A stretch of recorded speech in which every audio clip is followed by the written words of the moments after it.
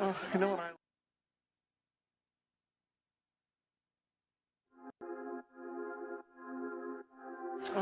I love? Sports. Love sports. Sports. When it comes to Texas A&M. Where are you getting this information? Let me tell you. Welcome to TexAgs. I need to talk a little sports with you, Ags. David Nuno here with TexAgs Radio. Billy Lucci here on TexAgs Radio. Olin Buchanan. We will develop men, we will graduate players, and we will win championships on the field. The best way for us to win is to do it together. Do you realize everybody knows who you are right now? I think we're coming into this year with a new confidence. Schools are like, we're freaking Texas A&M, man. Like, that's about as pretty a throw-catch combo as there is. I saw the safety roll, the slot fade. I knew where I needed to put the ball. You had no other option but one hand at that point. Yeah, man, 50-50 ball, I got to come down with it. You know, if I'm betting on anybody, it's the Aggies.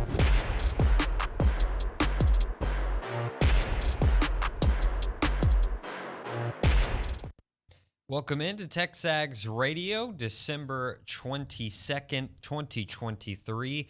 Nick Savage, Luke Evangelist filling in for David Nuno as he's on his family, or his Christmas vacation, I should say. It's a Go Hour presented by the Warehouse at CC Creations. Maroon never looked so good with Maroon U, and we're happy you could join us on this last TexAgs Radio episode before we hit our Christmas break. We only get really one day off, and we'll be back on Tuesday, December 26th, because we got a Aggie Bowl game to talk about that Wednesday, so we're looking forward to all that. But again, yeah, Luke, nice festive sweater. I like the one you wore yesterday more, but I mean that one still does the trick. Yeah, it was a toss-up of what I was going to wear today. I was saving the best for last, so I had to save my New York Giants ugly sweater for last. But yeah, I did like that last one. I've got quite the array of Christmas sweaters, and you know, I wish the office was a little bit more festive.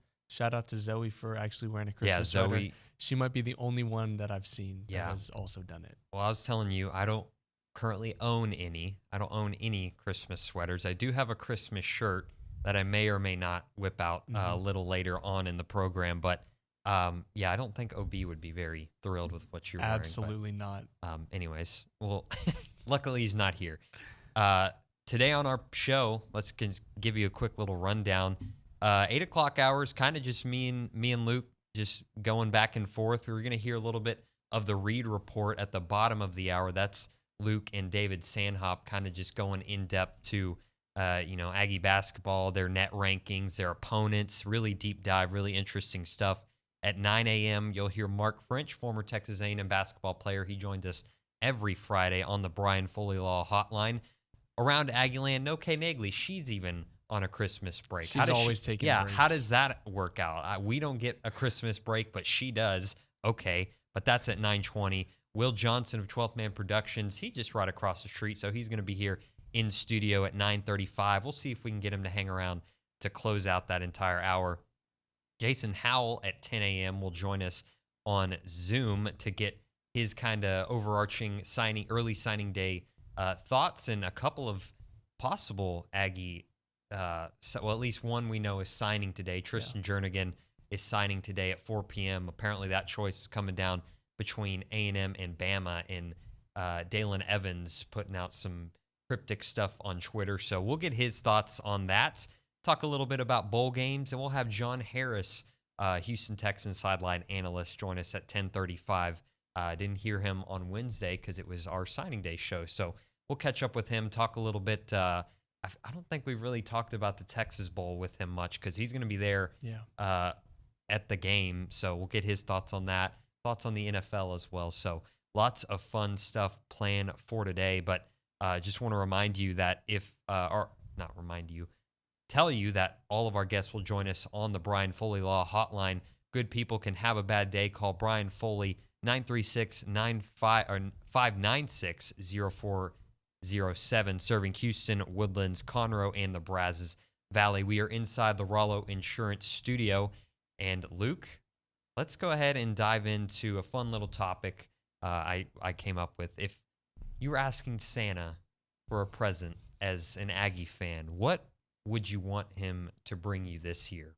This is probably a tough choice, but I would say for A&M to never lose another game in every single sport and to win the national championship in every single sport. Okay.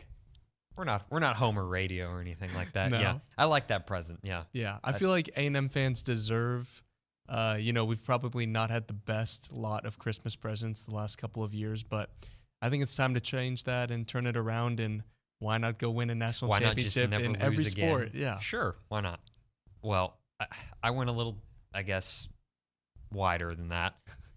A win over TU on November 30th, 2024, right? Start with the obvious. That's pretty fair. That. Yeah. Mike Elko finish his first year in the top 25. Would that be a win? Would that be a successful season? I think that would be. I think if you think about it, expanded playoffs, you're a playoff contender if you're finishing the season in the top 25, right? Taking the top 12 teams. Well, you're going to be somewhere in that mix if you're finishing the year in the top 25. So, why not? I'm going to go Aggie basketball. Give me a Sweet 16 appearance. I want that, Santa. Please bring me that.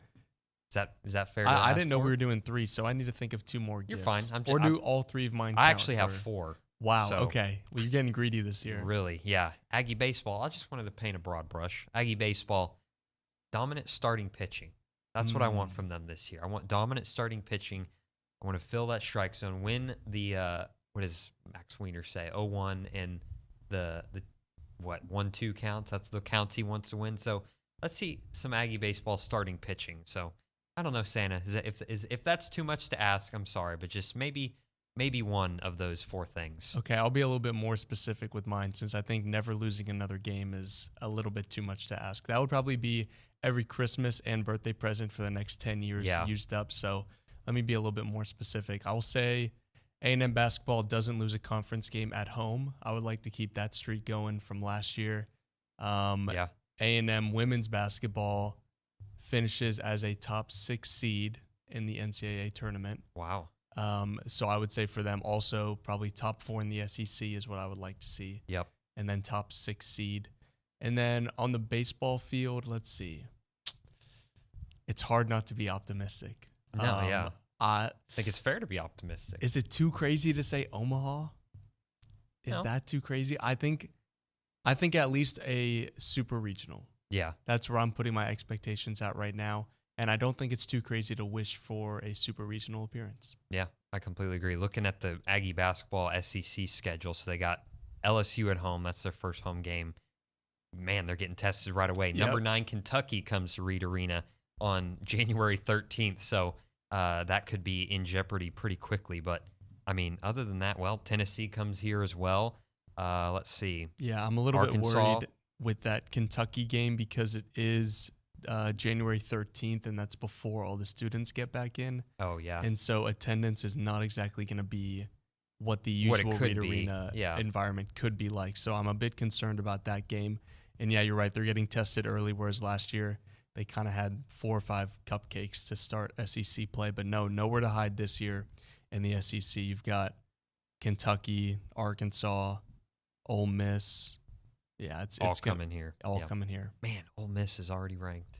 Yeah, they haven't played anybody really. They got Memphis before Memphis got hot. You'll see us talk Ole Miss in the Reed Report, but I'm a little bit skeptical on them still. I gotcha. Again, if you want to chime in on what you would like Santa to bring you as an Aggie fan, or maybe you're not an Aggie fan and you're watching, you might be a fan of another school watching us on YouTube, CW, wherever. If you'd like to let us know what you want from Santa as an Aggie or as a sports fan, you can chime in on the Brian Foley Law Hotline, 979-693-1150. Send that via text, send that on the YouTube chat, and we'll try to get to those throughout the show today. But Luke, if you want to switch gears with me here, breaking news yesterday on the program, Billy Lucci put out that Jay Bateman is expected to be the defensive coordinator for Mike Elko. And, we got Billy's initial thoughts and whatnot, but obviously we didn't know that was coming. So me or you didn't really have any numbers, anything like that to dive into. So we kind of did that last night and looked at, I guess you took it from more of a recruiting angle. I looked at it as a, in the numbers as a defensive coordinator. So I guess if I'll start it off with His first stop at DC was at Ball State. That was in 2011 through 2013. So 3 seasons there. I looked at the total defensive rankings and his scoring defense. So in 2011, first year on the job at Ball State, they ranked 103rd in total defense. We're allowing 34.7 points per game. You're going to see a theme here. 2012, 94th overall defense, 32 points per game. And this is the biggest jump, 2013, up to 47th in the nation, allowing 24.7 points per game. So year-over-year improvement at Ball State when you're not necessarily working with the best talent. So that's pretty impressive to me. So I guess if you want to take it somewhere, I'll touch on his stint at Army, which is probably the most impressive bit of his resume. Yeah, when he was at Army in 2018, he was a Broyles Award finalist, which is given to the best assistant coach. So that is definitely very promising, because I think a general theme that you saw when you were looking at his stats and then I saw with recruiting, he's not been coaching at the highest level, so you're not going to get the best talent at Elon or at Army or Ball State. So I looked more at 2019 and on when he started coaching at the Power 5 ranks. So 2019 to 2021, he was at North Carolina coaching safeties and was a co-defensive coordinator. And then he was at Florida for a year coaching inside linebackers. So he's only been at the Power 5 level since 2019, since he joined North Carolina staff. And in that time, when he was the primary or secondary recruiter, he's landed a 5-star defensive lineman, 4 4-star defensive linemen, 6 4-star linebackers, 3 4-star safeties, and a 4-star wide receiver. So in total, that's a 5-star, 14 4-stars, and 11 3-stars in just 4 years. So being the primary or secondary recruiter in just 4 years and you're getting nearly 30 commitments is very, very impressive. So he's definitely a player's coach. I saw a tweet under when Billy broke the news that said, "I played for Bateman in college 15 years ago. He still texts on birthdays. He was a great guy to play for. He stays in touch with his players and really cares. With A&M's resources, he will do great things." Yeah, that's exciting stuff. And if you think about it, like when he gets to A&M and all the resources that are, that are there to offer across the street, you figure, okay, well, you could probably expect to see those numbers jump when it comes to, I guess, recruit average, whatever you want to say, transfer portal additions. So that's exciting stuff. So I'll take it to his stint at Army as the defensive coordinator. That was in 2014 through 2018, so 5 seasons there. Started in 2014, going straight from Ball State to Army. The defense ranked 104th in the nation, 32.9. Not great. 2015, improvement, 75th in the nation, allowing 27.8 points per game. Big jump coming here. 2016, total defense ranked 15th in the nation, allowing under 20 points per game, 19.8. 2017, little regression, but still, I think we'd take this here. 32nd in the nation, allowing 22 points per game. In 2018, his final year at Army, 10th in the nation, allowing 17.7 points per game. So really impressive. Again, just exciting to see that year over year improvement that you can expect. And at at Florida, he was coaching linebackers. His unit contributed to the defense that produced 22 takeaways during that 2022 season, which tied for the first in the SEC. And the takeaways factored into a turnover margin of 8 that ranked 8th in the nation. So, again, just on paper, looks like a great hire for Coach Elko. Yeah, absolutely. And if it's one thing that an Elko defense needs, it's to force turnovers. We saw that when we did a little Mike Elko stats report that I'm in the process of pulling up. One thing Elko's defenses did not do at A&M was force turnovers. Really, A&M's defense has not done a great job at that. But since he went to Duke, his defense was, I believe, it was top 10 in the nation in forcing turnovers his first year at Duke. So we're hoping that together Jay Bateman and Mike Elko can bring that to A&M, because you need to play complementary football in the SEC. You got to take away and then capitalize on it. We've got a couple text messages saying what people want Santa to bring them for Christmas. Ryan in LaPorte says, "I want Santa to bring us one more wide receiver and one more corner out of the portal to round out this class." I wouldn't be opposed to that, and maybe a little bit more from the portal. Yeah, I was about to say, I think it's fair to expect a bit more from the portal than just 2 guys, right? Yeah. I mean, maybe he means specific, or he wants specifically those 2. And I'm sure you'll get it. It just depends. Yeah. You might add one high school receiver and one, high school corner when it's all said and done. Because, again, this is just the early signing period. Yeah. Coach Elko has a couple of months to add to that class if he'd like. And we'll kind of ask Jason Howell, TexAgs senior recruiting analyst, when we have him on, maybe what he expects Coach Elko to add to the class, if any. David in Temple says, watching the future of TexAgs radio. I don't think so. I don't know about that one. But, yeah, moving on. We've got another one. I want Santa to bring a Washington beatdown of TU by almost 3 touchdowns. Why stop at 3? Why not 4 or 5? To be honest, man, I don't know if he's going to get that. Yeah. We'll talk about, playoff games a little bit later, but I'm not sure if we're going to see that, unfortunately. That's just what I think, but who knows? You never know. Yeah, we'll see about that. Another text message, or I guess YouTube chat that I saw earlier was, Luke looks like he belongs on an 80s sitcom. I think I've gotten that. Yeah, I was about to say, that's like the 100th time I think we've ever heard that. Yeah. Be more creative, guys. Come on. Yeah, come on, y'all. And then Paul W. Box, I'm looking at this one. Santa, please bring the Aggies the spirit, tough, winning attitude of the Wrecking Crew. Gig'em, class of 74. A&M down, and I'm not going to try to pronounce that, but in Paraguay. So, Gig'em, Paul. I think, again, with Coach Bateman as the defensive coordinator, Coach Elko leading the charge there, I think it's fair to say that, you could probably expect that Wrecking Crew attitude to come back sooner rather than later. Yeah, and I agree with that. You need that to come back, and also a big thing of why I think Jay Bateman was Elko's guys, because they have that familiarity. They've already worked together in Richmond in 2004. They were on the same staff, and that staff also featured Patrick Graham, the current defensive coordinator for the Raiders, and Marcus Satterfield, who's the offensive coordinator for Nebraska. So to have 4 really high-level staffers come out of one staff coaching at Richmond in 2004 is pretty remarkable. Yeah, I want to ask John Harris when we have him on later. We hear that a lot with there's familiarity there. We've heard Billy say that about the partnership there. I want to ask how important that is, because, it seemed like when Jimbo Fisher hired Bobby Petrino, there may have been some agreement, but I guess we just don't know how much exactly Petrino had the room to operate there. So yeah, and familiarity is definitely big for Elko. That's why he's bringing a lot of his staff. Yeah, he got to handcraft at Duke.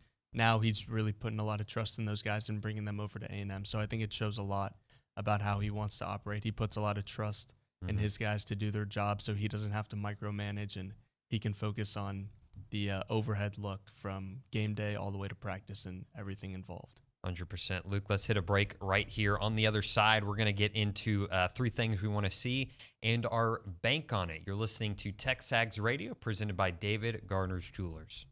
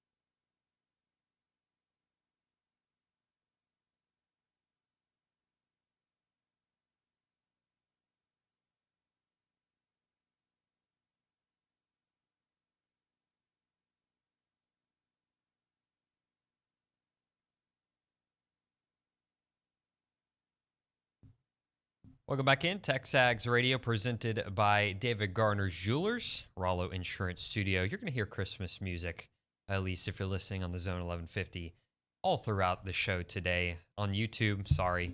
You might get a little treat at the end, but we'll see. But anyways, you're listening to TexAgs Radio. We're presented by David Garner's Jewelers. We're inside the Rollo Insurance Studio, and it's the Go Hour presented by the Warehouse at CC Creations. This is Coffee Talk, by the way, presented by TexAgs Coffee. Beat the hell out of mornings by going to texagscoffee.com. And in that last segment, we are running our mouths, but right now we're going to do 3 things we want to see, and that's brought to you by Braz's Running Company, your local Aggie-owned specialty running store where you can find Brooks, On, and Hoka shoes, located in Century Square below the Star Cinema Grill in College Station. So, Luke, last time we did this, it was an absolute disaster. It was a slaughter. We were like 1 for 5 or 1 for 6. I know you have yours brought up. Mine were more topical at the time, so we left those in the past, but I was pretty much wrong on all of them.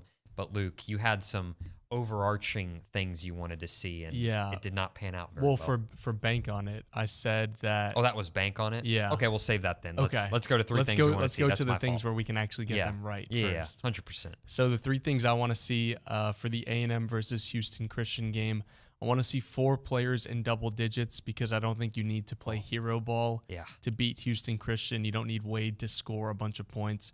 I want to see a lot of younger guys get minutes because until SEC play starts, you need to maximize how many minutes guys like Eli Lawrence, Solomon Washington, Manny Obaseki, Bryce Lindsey, guys you're going to need down the stretch. You want to get them as many minutes as possible right now, so this is your best chance to tune up before SEC play, so why not use it? So you're looking for a DePaul-type performance because I'm looking at the box score right here, and there were 7 guys – no, pardon me.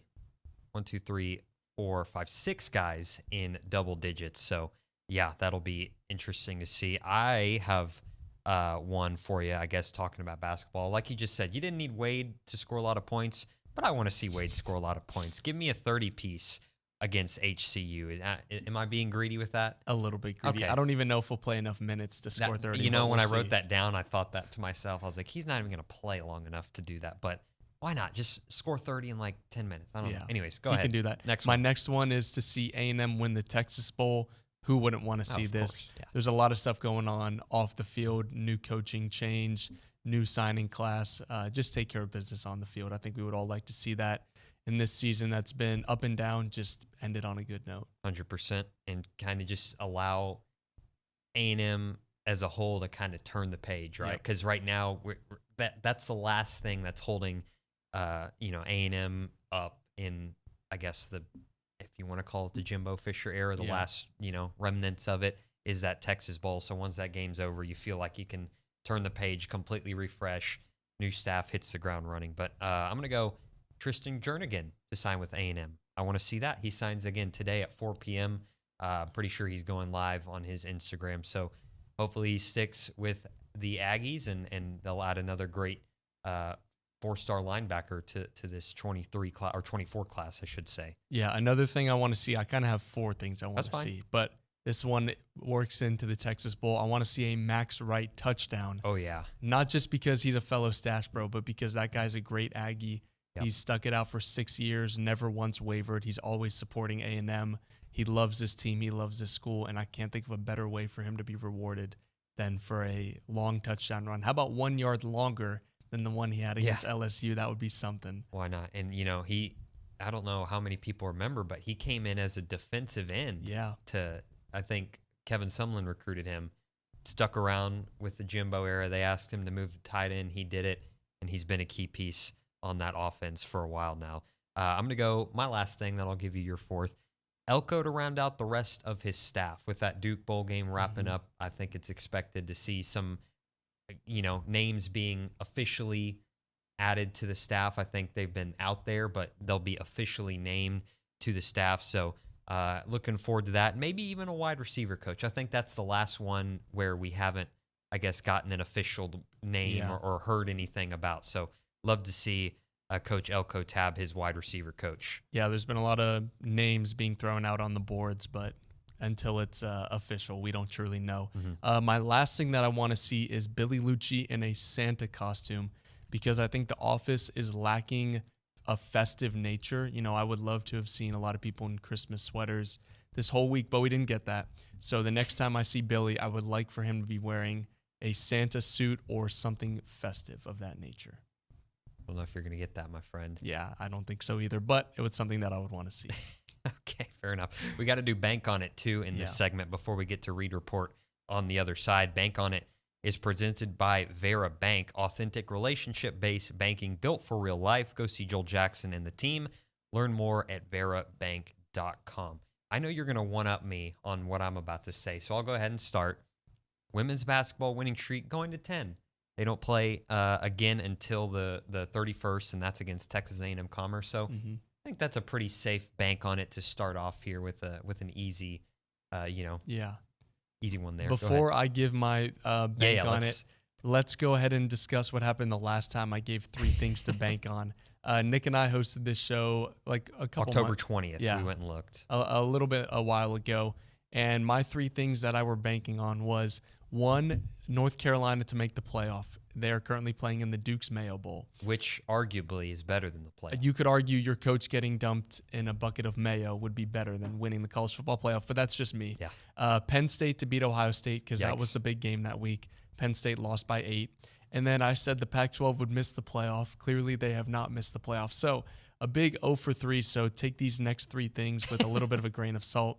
My first thing to bank on is A&M women's basketball winning streak hits 12 because their next 6 games are A&M Commerce, at Georgia, hosting Auburn, at number 7 LSU, hosting Tennessee, and hosting number 1 South Carolina. So I think they beat Commerce, Georgia, and Auburn to start 2-0 in SEC play. And then I'm not saying anything after that. I'm not going to jinx or guarantee anything past that time. Yeah, you've been a little bit closer to the women's basketball team. You've covered a couple games for us, so I know I trust in your. I didn't know about the SEC strength of the teams they're playing off the bat, so I was like, I'll just settle for a pretty 10.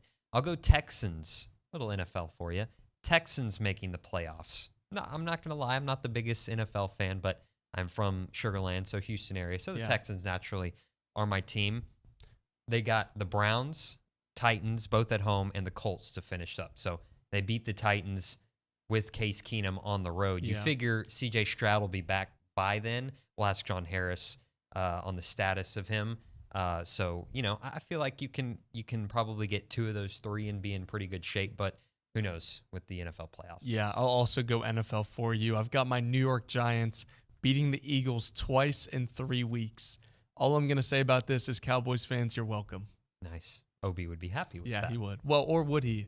Because maybe I'm putting a kiss of death on them. Well, yeah, he was saying, I hope the Giants win out because they keep messing up their draft stock or something like that. So, anyways, last one for me, Bama versus TU. I think that's the national championship game. I'm going to bank on that. I think Bama's going to get the best of Michigan, and it just feels like that rematch is coming. You know what I mean? And Texas, their pass defense doesn't bode well for them against Washington. I think it's going to be a really good game. Probably, maybe even I think both those games are going to be pretty good. I feel like they're pretty evenly matched this year. So. I think Texas wins a close one, high-scoring game over Washington, and I think Bama wins a close one, kind of like a 24-17 type game over Michigan, and I think that's our national championship game. Yep. My final thing to bank on is A&M basketball winning their next 3 games. They've got Houston Christian, Prairie View A&M, and then LSU. And again, I've learned my lesson. I'm not going to say anything past that because I don't want to jinx this team. But after that, they go at Auburn, and then they host number 9 Kentucky. So let's not get too far ahead of ourselves on that one. On the Brian Foley Law Hotline, Marcia and CS, I want Santa to send athletes that want to play for A&M to stay with a positive attitude and love being here. I think we might get into it later on in the show because we got to hit a break here in a second, but I did want to mention, some of the signees we're most excited for, and I think 2 of those guys, Marcia, that fit that fold are Ashton Funk, the offensive lineman from Katy Tompkins, and Miles O'Neal, a guy that I guess we haven't really talked about too much, but quarterback from New Jersey. He just seems like he wants to come play for A&M. So I think those guys fit that fold. Yeah, we've got a question also from Katie saying, do we even have enough bodies for this bowl game? Yeah, Yes. so Nick and I will actually be playing corner in the bowl game, so make sure to look for us out on the field.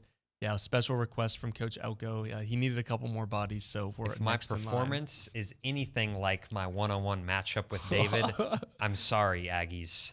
I really am sorry. Yeah. So you might have to. I might not be able to show my face again in this town. But anyways, we had one more question. Rob from Dudley's Draw. Guys, can you give us a quick summary of how y'all got to TexAgs? That's a fun question. Yeah. So you can go first. I guess the shortened version of this is I was running some Twitter and Instagram accounts that were like in favor of A&M, and I met Billy at the Alabama game in Tuscaloosa last year, and he liked my hair. It's a similar style to what I have now, and he said, that's a good hairdo? And then I said, is it good enough to work at TexAgs? And I guess the rest is history. I started in May, and it's been a lot of fun here. Nick has been a great teacher, David as well, and everyone here is very welcoming and awesome at what they do. Luke, can't forget the 4 applications. Yes, so I did apply to be an intern here 4 times, and it took until the 4th time to get in. So I guess they say, 4th time's a charm. Yeah, they do say 4th time's a charm, and truly never give up on your dreams, because there may be somebody declining your internship application, like Jamie or Richard or whoever it was. Yeah. But the 4th time, it finally worked. That's Jamie Mari, by the way, back in the fishbowl. Zoe as well helping us out. Got a skeleton crew here today, as it usually is on the day before Christmas break. So we appreciate them being back there. I kind of have a similar story. So I never did anything. I didn't even know I wanted to get into sports media as a student at A&M. I graduated in the spring of 2021, and I was coaching at Orange Theory. Believe it or not, I know I don't look like it anymore, but I actually worked with David's wife. She's a coach there, and I kind of mentioned to her one day that I was interested in that field, and she was like, "Oh, well, do you know my husband's David Nuno?" I was like, "Oh, I did not know that." She's like, "Well, you like to meet him?" "Yeah, I would."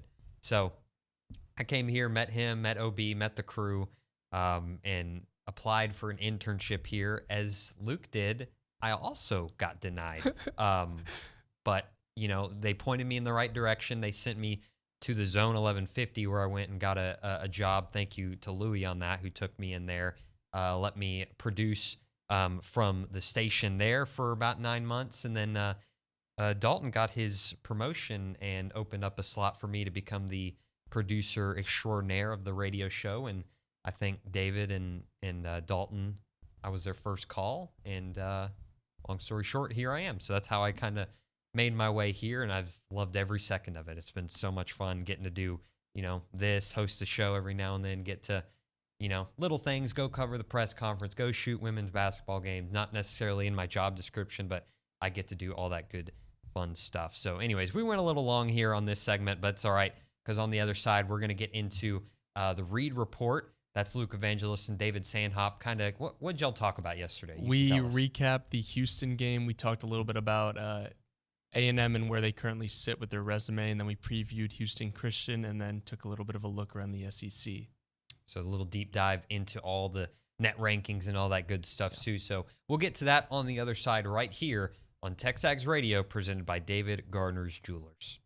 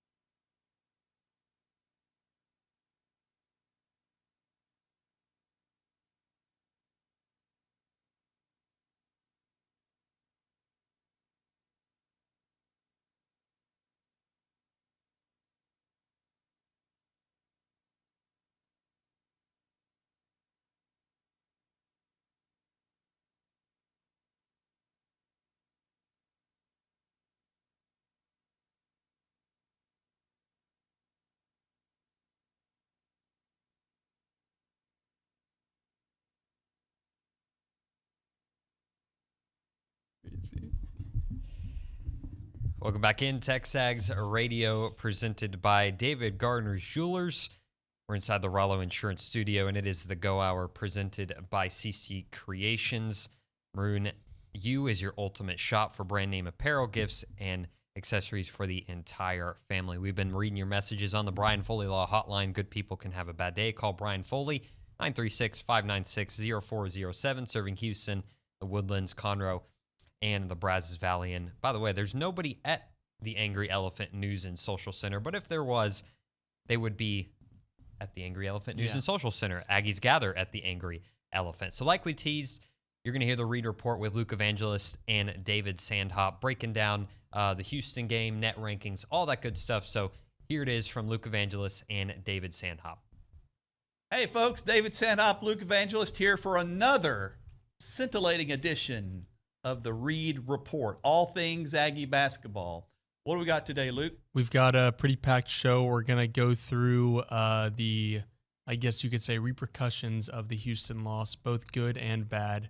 We're going to recap that game, preview the game against Houston Christian, and then take another look around the SEC. It was a busy week as teams head into the Christmas break holiday. So to start it off, A&M is unranked in the AP poll. They're receiving 9 votes. Their net ranking moved up from 23 to 18 simply by just playing that Houston game and keeping it close. We have another scheduling update. A&M just announced a home-and-home series with Texas Tech on their upcoming schedule, so that rivalry will be renewed. The first game will be next season in Lubbock in 2024, and then the Aggies will host the Red Raiders the following year in Reed Arena. So my next little point is a little Memphis shout-out, I guess you could say, because even though A&M lost to them, you get kind of positive repercussions of that and negative ones. Like on the negative side, it looks like a missed opportunity, but on the positive side, they just keep winning. They beat a top 25 Virginia team by 23 points, and they beat a top 25 Clemson team by 2 points. So they're now ranked inside the top 20. So that win for Memphis, what they keep doing actually helps A&M, even though A&M lost to them. Yeah, that's a quad 1 loss now. So yeah. Now, but I think they've done enough. I think they'll be. Well, we can get into that a little bit later. But yes, that was a very, very big win. And it really doesn't hurt us on the Virginia side because that was a road game. So we have a lot of margin on the road game with the Memphis was home. So it's got to be, they got to stay within the top 30. Absolutely. So as Memphis keeps winning, you can't go back and undo that loss to them, but you can benefit from them. So if they were to get into quad 1, that would only strengthen A&M's strength of schedule and resume. So another team that A&M lost to would be Houston. That was A&M's most recent game, a 70-66 quad 1 loss. Wade Taylor, legacy game almost. He dropped 34 points, 26 points in the last 18 minutes.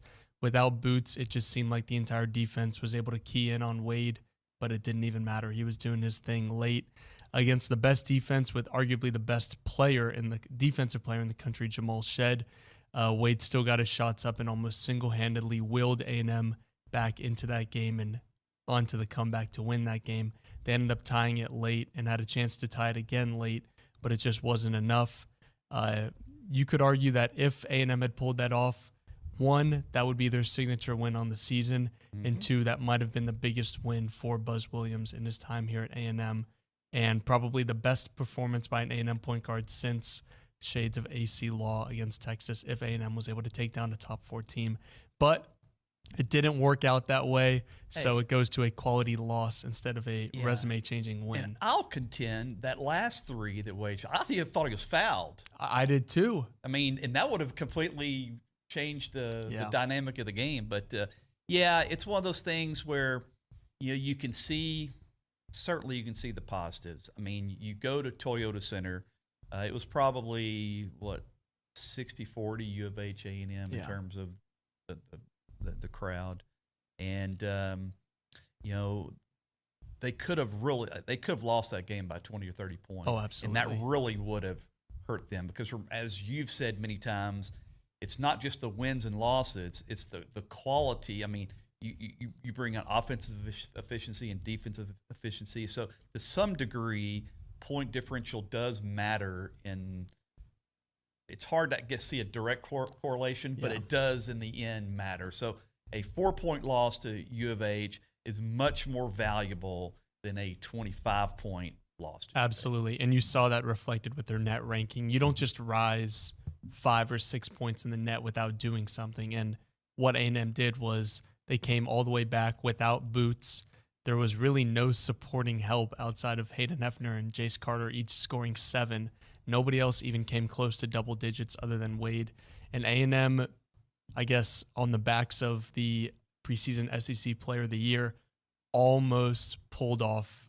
I don't want to call it a miracle, but without 2 of your best players, almost coming back and winning that game would have been nothing short of one of the greatest wins we've seen at A&M in a while. So Wade doing his thing, he made 10 field goals. The rest of the team combined for 11. He made 6 threes. The rest of the team combined for 3. And he made 8 free throws. The rest of the team combined for 7. He scored 34 points, and the rest of the team combined for 32. Absolutely heroic effort. We saw it against Florida Atlantic, except he had a little bit more help in that game, and A&M almost pulled that one off. So it's not that I don't think hero ball works, but if Wade hadn't taken over that game, A&M, like you said, would have lost by 25. So when A&M needs him to step up most, you've seen that with Wade, and it makes me feel a lot better about where this team is headed towards conference play. Even though they're 7-4 with no signature win, they do have 2 quality wins against Iowa State and Ohio State, but it looks like they're going to have to wait until SEC play to get that statement win. Like last year, it took them all the way until the last game of the season, regular season, to take down number 2 Alabama. And when I say statement win, I mean like top 10 win, top 5 win. A&M had the opportunity to get that in non-conference play, and they didn't. But it looks like they'll have plenty of chances because Kentucky's on the rise. Alabama looks really good, and Tennessee is also kind of coming back after that slow start. Yeah, and I was actually looking at the schedule. We could talk about, we'll go in depth a little bit later, but I agree with you on that.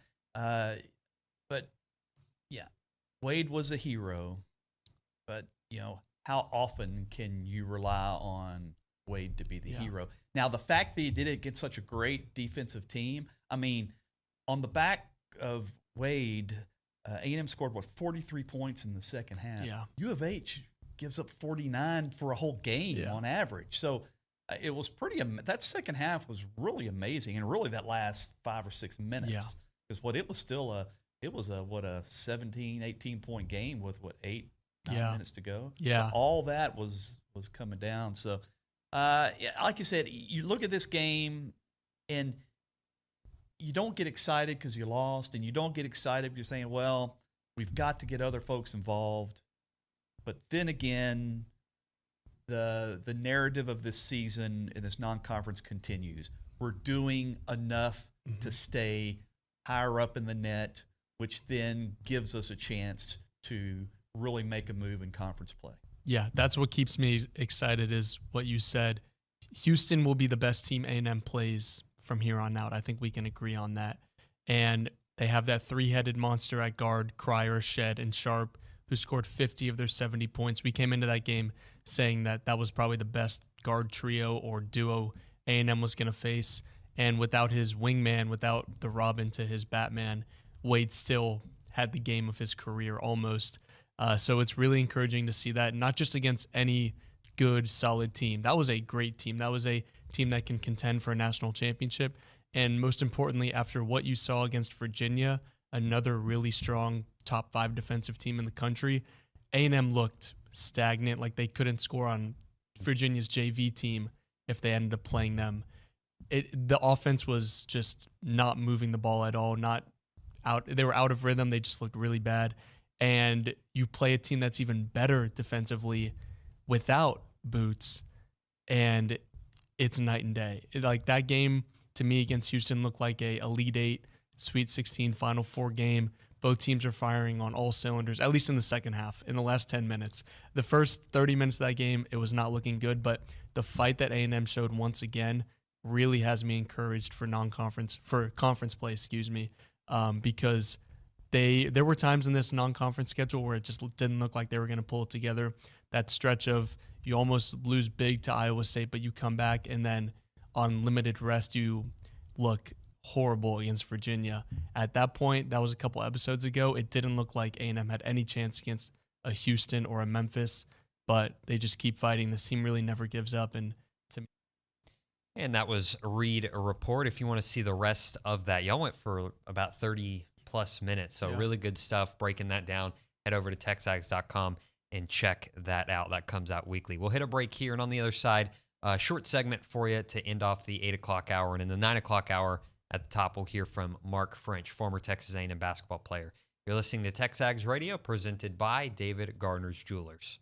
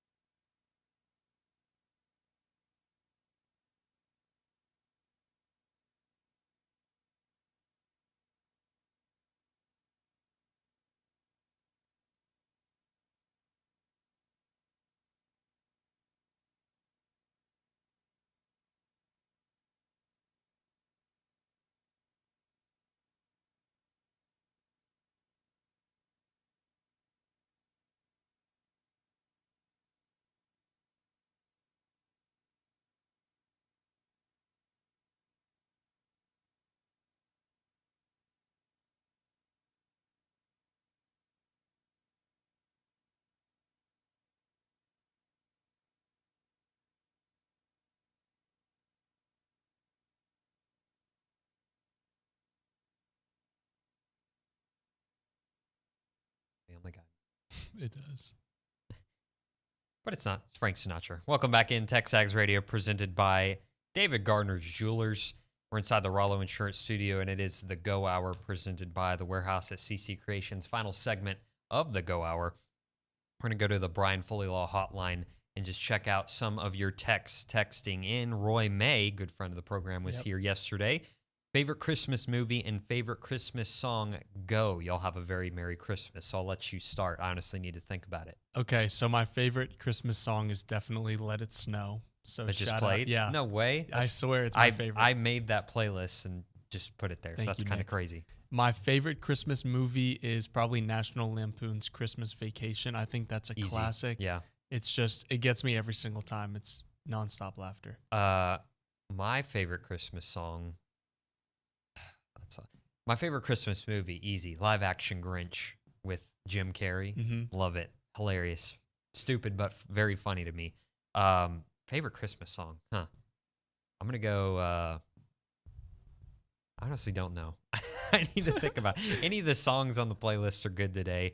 I like the whole Peanuts, you know, Charlie Brown, all those just instrumentals, bangers. Love them. So can't go wrong there. So that's what I'll go with. I know you got a personal text on your Brian Foley Law hotline. Yeah, on my hotline, my mom texted me. She is a big Michigan fan, and she's been brainwashing me since birth to like Michigan, and it's worked. She texted in and said, not happy with Nick and his national championship prediction. We will prove him wrong. We'll see. I'll certainly be rooting for Michigan, but I think it's going to be a great game. Sorry, Miss Evangelist. I think I'll be rooting for Michigan, too. I just think, you know, it's Bama. How can you bet against Bama? That's the one thing. It's not. I'm not a Michigan hater. Don't worry. I'm not on the Jim Harbaugh hate train. So, you know, I'm with her there. I think the reaction of the Michigan players when they found out they were playing Alabama that doesn't really much confidence. Was funny and also very true because, I mean, look, would you have rather played a Florida State team that was going to be on their backup quarterback, a very good Florida State team, but still backup quarterback without a Heisman level quarterback, or Alabama? I think the choice was very obvious clear, what Michigan wanted, but unfortunately that's not what you get, and you got to play a very hot Alabama team. So we'll see how they handle that, and I think it'll be a great game. For the first time in a while, I feel like both semifinals will be electric. Yeah. Normally it's like, one's a blowout, but Alabama, a very good 4 seed, and I cannot wait to see what happens in the playoffs. And they'll be, you know, more allegations came out against them yesterday, so even more fuel to the fire for them with the us against the world mentality. And on our TexAgs chat, 210 says it's a Friday before Christmas. Throw out some hot takes, get the people going. I don't think we have any hot takes for you. My hot take was the Giants beating the Eagles twice, and that's it. I don't have anything crazy for you. So here's my. No, I'm not gonna. I was gonna make a Dodgers joke to spite Richard. Oh no, but Richard. We're not gonna go there. We'll hit a break here. On the other side, we'll get to the Brian Foley Law hotline to talk to Mark French, get his thoughts on the Houston game and kind of the rest of the non-conference slate going into SEC play. So stick with us here on the Zone 1150 CW YouTube, wherever you're watching. This is TexAgs Radio presented by David Garner's Jewelers.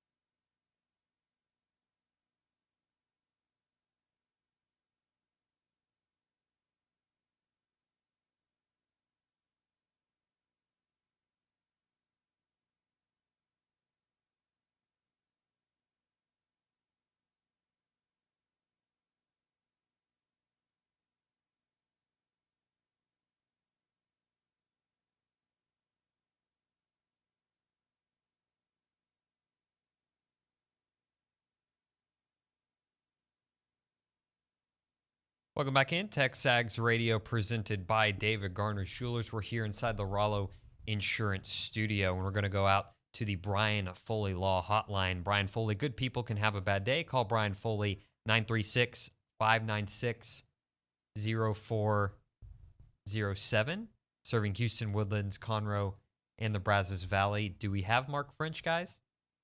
No, we do not have Mark French. Okay, we'll hold off and wait just 1 second. Mark French will join us here shortly. He has the link. I sent it to him just a bit ago. So we'll dive into the Houston game and just conference play going forward. An interesting question came through on the text line. Came from Johnny in Dallas. We'll probably dive into this a little bit more with Jason Howell, but he says, guys, what do you think? We have him?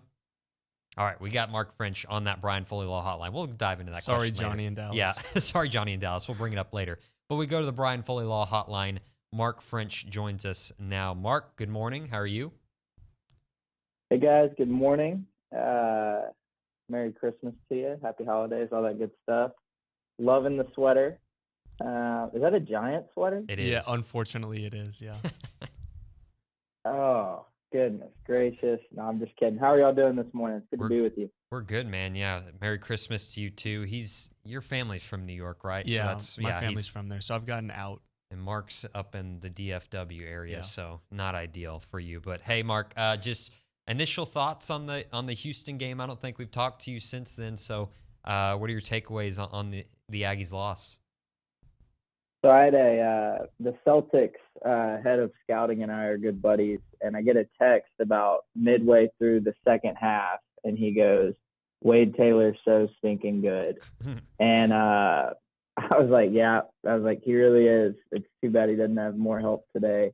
Just pull up the box score. It's like Wade, 34 points, no one else in double digits. And, the slow start, we were down 15 at halftime, and, I started getting all these texts about, the season's a failure and all these TexAgs message board type overreactions. And look, Houston's now number 1 in the net, I believe. And I actually think we moved up 7 spots. I don't know. I think Sandhop's been doing a really good job, and obviously just Twitter and stuff following it. But I think we moved up to 16. So you just hung with, a Final Four team without your starting center,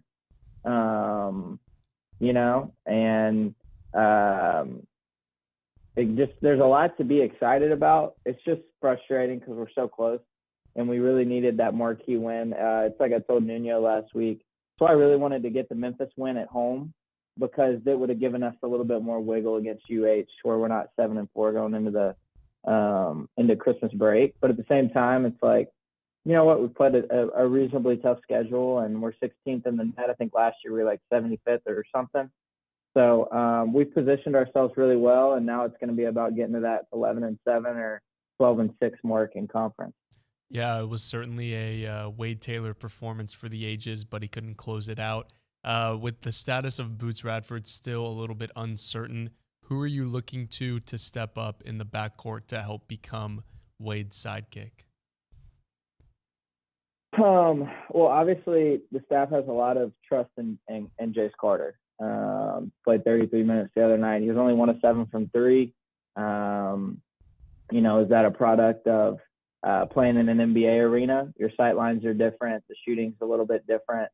I don't know. He's the guy that, in my opinion, can get volume shots. But then as far as a guy who can really heat up, it really needs to be Manny. I mean, this is his 3rd year in the program, former top 100 recruit, has all the athletic traits in the world. And I don't know. It's kind of baffling. He can go and have, 20 plus against Memphis.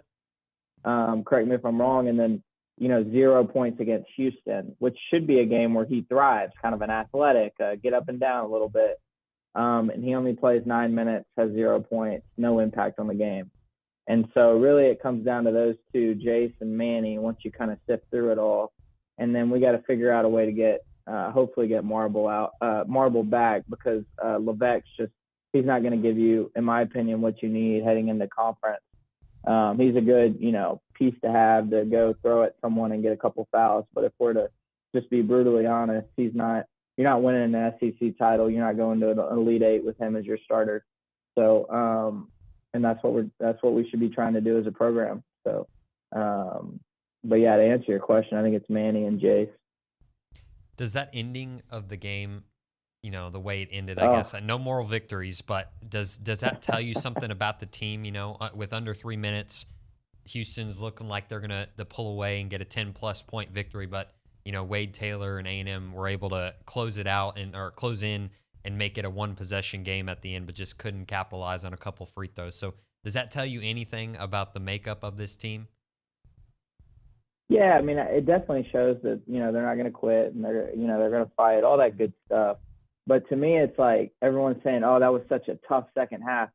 To me, like, I see where this team can go and it gets me fired up. And to me, it's like, why can't we be tough in the first half?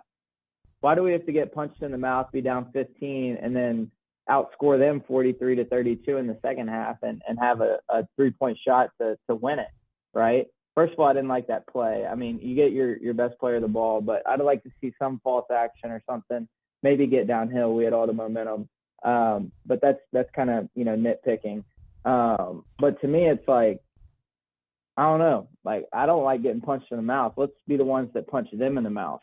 And especially for a game like that with so much on the line, if you were to been able to get that, you're talking about, the 2, 3, 4, 5 seed line being in play. And so they're going to have to play well in conference. But the reality is, guys, is we can sit here and overanalyze it and we can talk about it and we can all throw each other in group chats and have a pity party.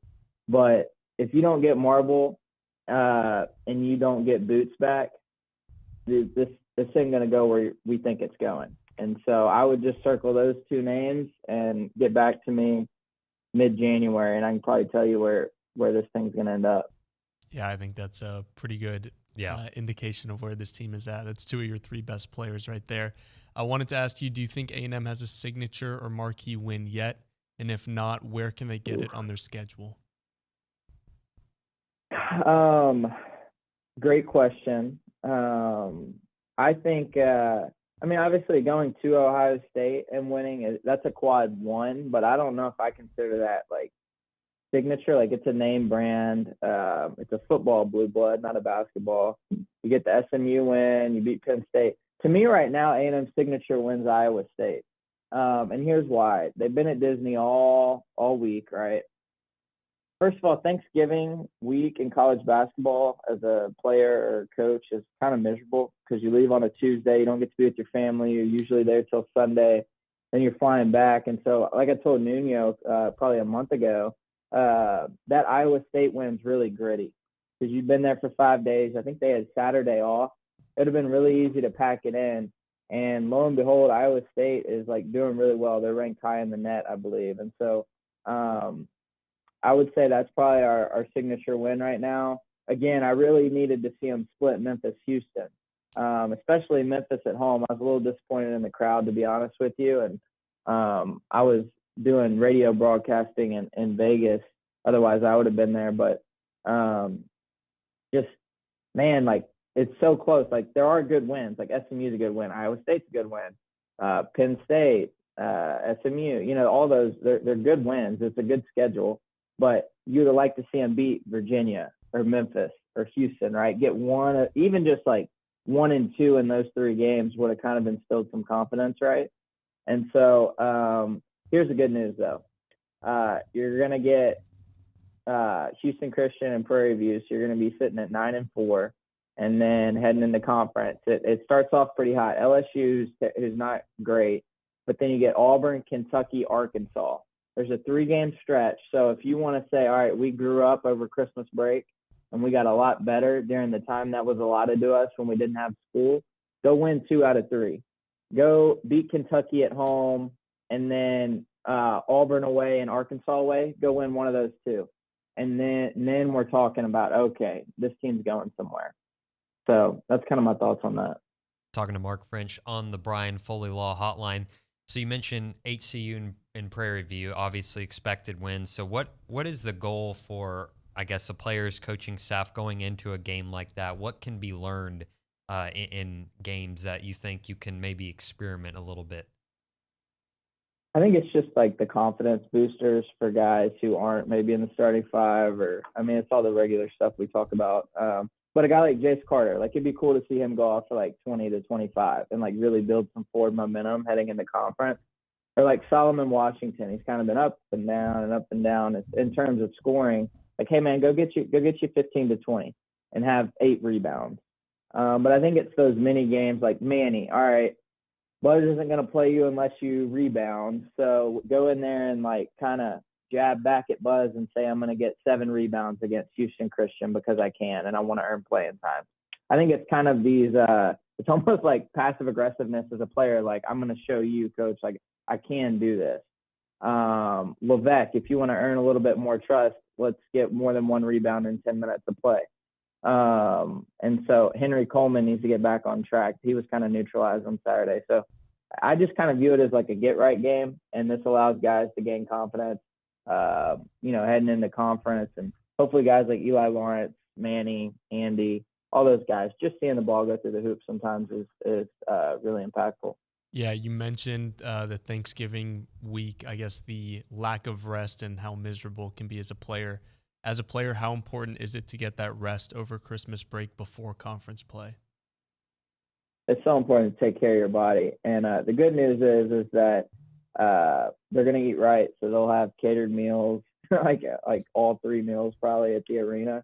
And it'll literally just be about skill development, especially with these 2 games coming up between today, today, December 22nd and January 1. It's literally about getting your mind and body in the right place. It's about, you don't have school, so it's skill development. It's getting your shots up. It's going to the training room for not just rehab, but prehab, and getting, really getting your body dialed in. But then from the coaching staff level, right, it's about, this is going to be a big time for film. So what they'll do is they'll probably parcel back all the way through really that Thanksgiving week, stuff that they weren't able to get to because you're always kind of looking at the next thing, and they'll really dial in. I think this is where Buzz and his staff are amazing, is that they're going to use this time period here where a lot of people just kind of coast to really make those leaps. And I think you've seen that every year, and the results speak for itself, right? Most wins in program history was that 2 years ago, and then, or last year, whatever it was. And they get better over Christmas break, and that can't be said about every program. And so really important, really 10-day stretch here for the guys. Got to be dialed in to your body and really getting your game right. Which teams do you think present the biggest challenge to the Aggies in the SEC this year? They're picked 2nd overall. Just looking at their schedule, obviously Tennessee picked to win. They're on the schedule, I think, twice. So, what are some teams that stand out to you? Yeah, I mean, obviously Tennessee is one of those. I think even watching like Alabama, like they've struggled. They have like 4 or 5 losses, I think. But like we're gonna go play them in mid-February at their place. Get Arkansas twice, Tennessee twice. Yeah, those are kind of the ones and then obviously Kentucky. So, yeah, I mean, those are the ones you always circle, right? And it's more like the SEC. I think the baseline in the SEC has risen, but the cream de la cream is still that. And so, anytime like Bud Walton's like, honestly, like Rupp's won, but at Kentucky, but Bud Walton at Arkansas might be the 2nd best atmosphere in the SEC. That or at Auburn when they're really rolling. That's like a smaller, intimate arena. But Bud Walton, it's like 20,000 people. Like they get more than an NBA team. Like, because that's like they don't have any pro sports up there. So that's a really tough place to play. And Musselman will have them trending by the end of the year, as he always does. So I think, yeah, let's call it Tennessee, Kentucky, Arkansas, and Alabama. Yeah, you mentioned stadium atmosphere. It's always tough to win at Bud Walton. Where would you put A&M's atmosphere when the Pack Reed movement is at its full swing? And it's kind of hard to see that in non-conference play, but the students definitely pack it for conference play. Yeah, so I'll answer your question, but what I'll say is, why can other schools pack it in non-conference and we can't? And we have twice or three times the student body that they do. And so it's really frustrating as a player when you go to like Auburn enrollment, 30,000 and it's packed, or you go to Arkansas and there's 20,000 people. And so, or Tennessee, same thing, 18, 19,000 at Thompson Bowling. And that's part of why, one, I think it's a combination of things. The staff has to do a better job of scheduling big, like marquee games at home. Arkansas had Duke come to their place this year. Think about that. Arkansas, guys. Yeah. And so I think I will say this. Last year I was at the Tennessee game, and my dad and I came up, and I just couldn't believe it was amazing. It was the best I'd seen it since my sophomore year when we went to the Sweet 16. The students were absolutely phenomenal. That whole stretch of SEC play, and it really became like a party right in there. It became a big atmosphere.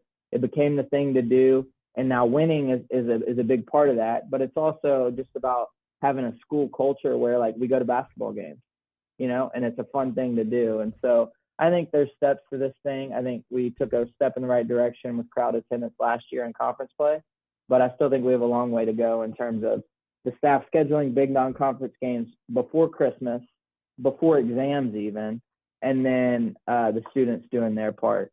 But there's no reason, that Reed shouldn't be in that top third of the SEC. I'd say it's in the middle third. But it's always good to know what else is out there. And there's a lot of really cool atmospheres, and we should be, plucking ideas from that and matching that. Yeah, I wanted to ask you one final fill-in-the-blank question. A&M gets a top 5 seed if blank does blank. Ooh. If Julius Marble returns to the lineup. No, that's a cop-out. Let's see. I think, how about this? I'll do one better. If Jace Carter averages 12 points in conference play, does that mean he's probably hitting 3 or 4 threes a game? Yeah. And that opens up the floor for Wade to get downhill, for Henry to operate. So I think we get that's what I'll say. If Jace Carter averages 12 points or more in conference play. Mark, you got any Christmas plans, any family traditions you do that you like to share? Yeah, well, I mean, we'll be here. Usually we go skiing. This year we're not, just because the calendar and family stuff. But we'll probably. I think we're going over to the Gaylord. My little sisters like to do the ice thing over there. There's some like walk-through light show thing. And then we'll just do church at my place at my church on Christmas Eve, and then everybody will be together on Christmas. So should be a good couple days. And what about y'all? Everything? Y'all going back home or be in College Station? Yeah, I'm going home tomorrow, and then I'll be back after the bowl game. Yeah, my turnaround is pretty quick. We, A&M football bowl game coming up, so Christmas Day I got to head back up to College Station and get ready for a show Tuesday morning. So quick turnaround for us. But hey, Mark, thank you so much for joining us. Have a Merry Christmas. Hope everything goes well with you, and we'll talk to you next week. All right, guys. Talk to y'all in the new year. Merry Christmas. Merry Christmas. That's Mark French on the Brian Foley Law Hotline. We're going to hit a break here. On the other side, we're going to get into Around Aggie Land presented by Normandy State Bank. Luke will give that to us. All that and more on TexAgs Radio presented by David Gardner's Jewelers.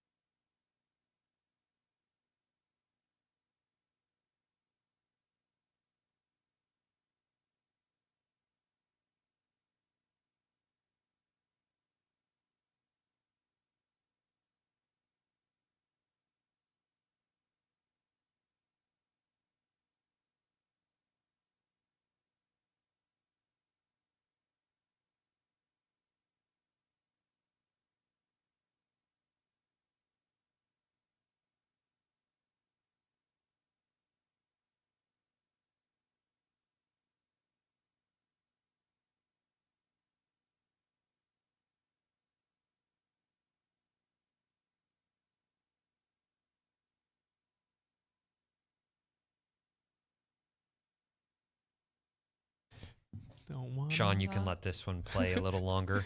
Welcome back in TexAgs Radio, presented by David Gardner's Jewelers.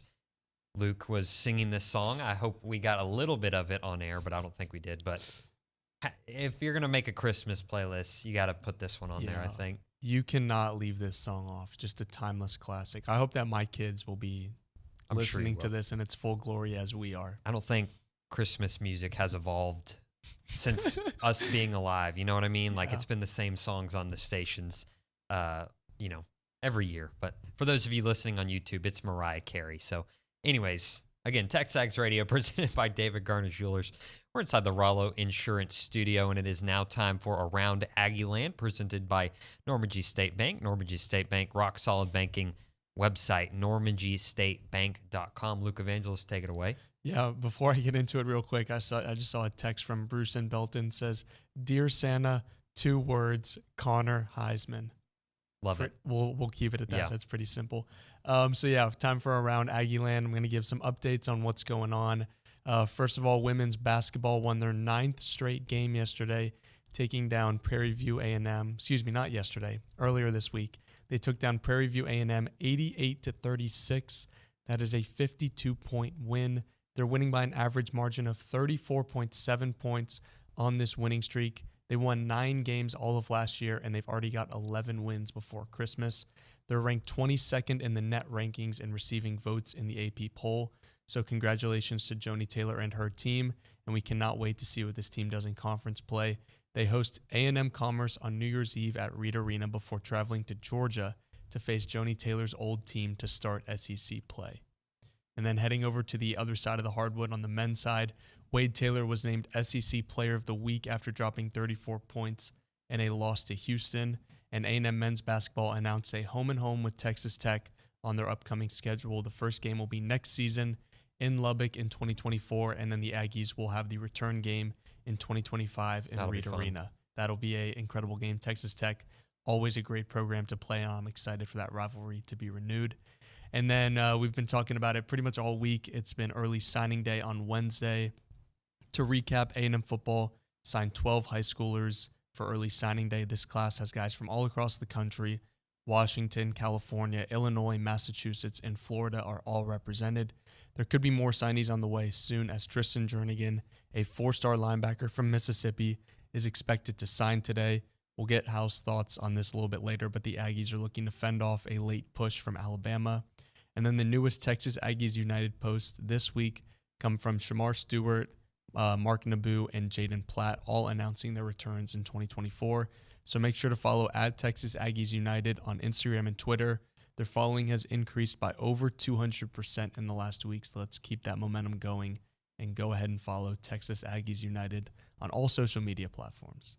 That's it? Yep. Thank you, Luke. Appreciate that. You're going back to the text line here, and we'll mention it now, but we'll bring it up with Jason. What do you think overall? What matters more is basically what Johnny is asking us.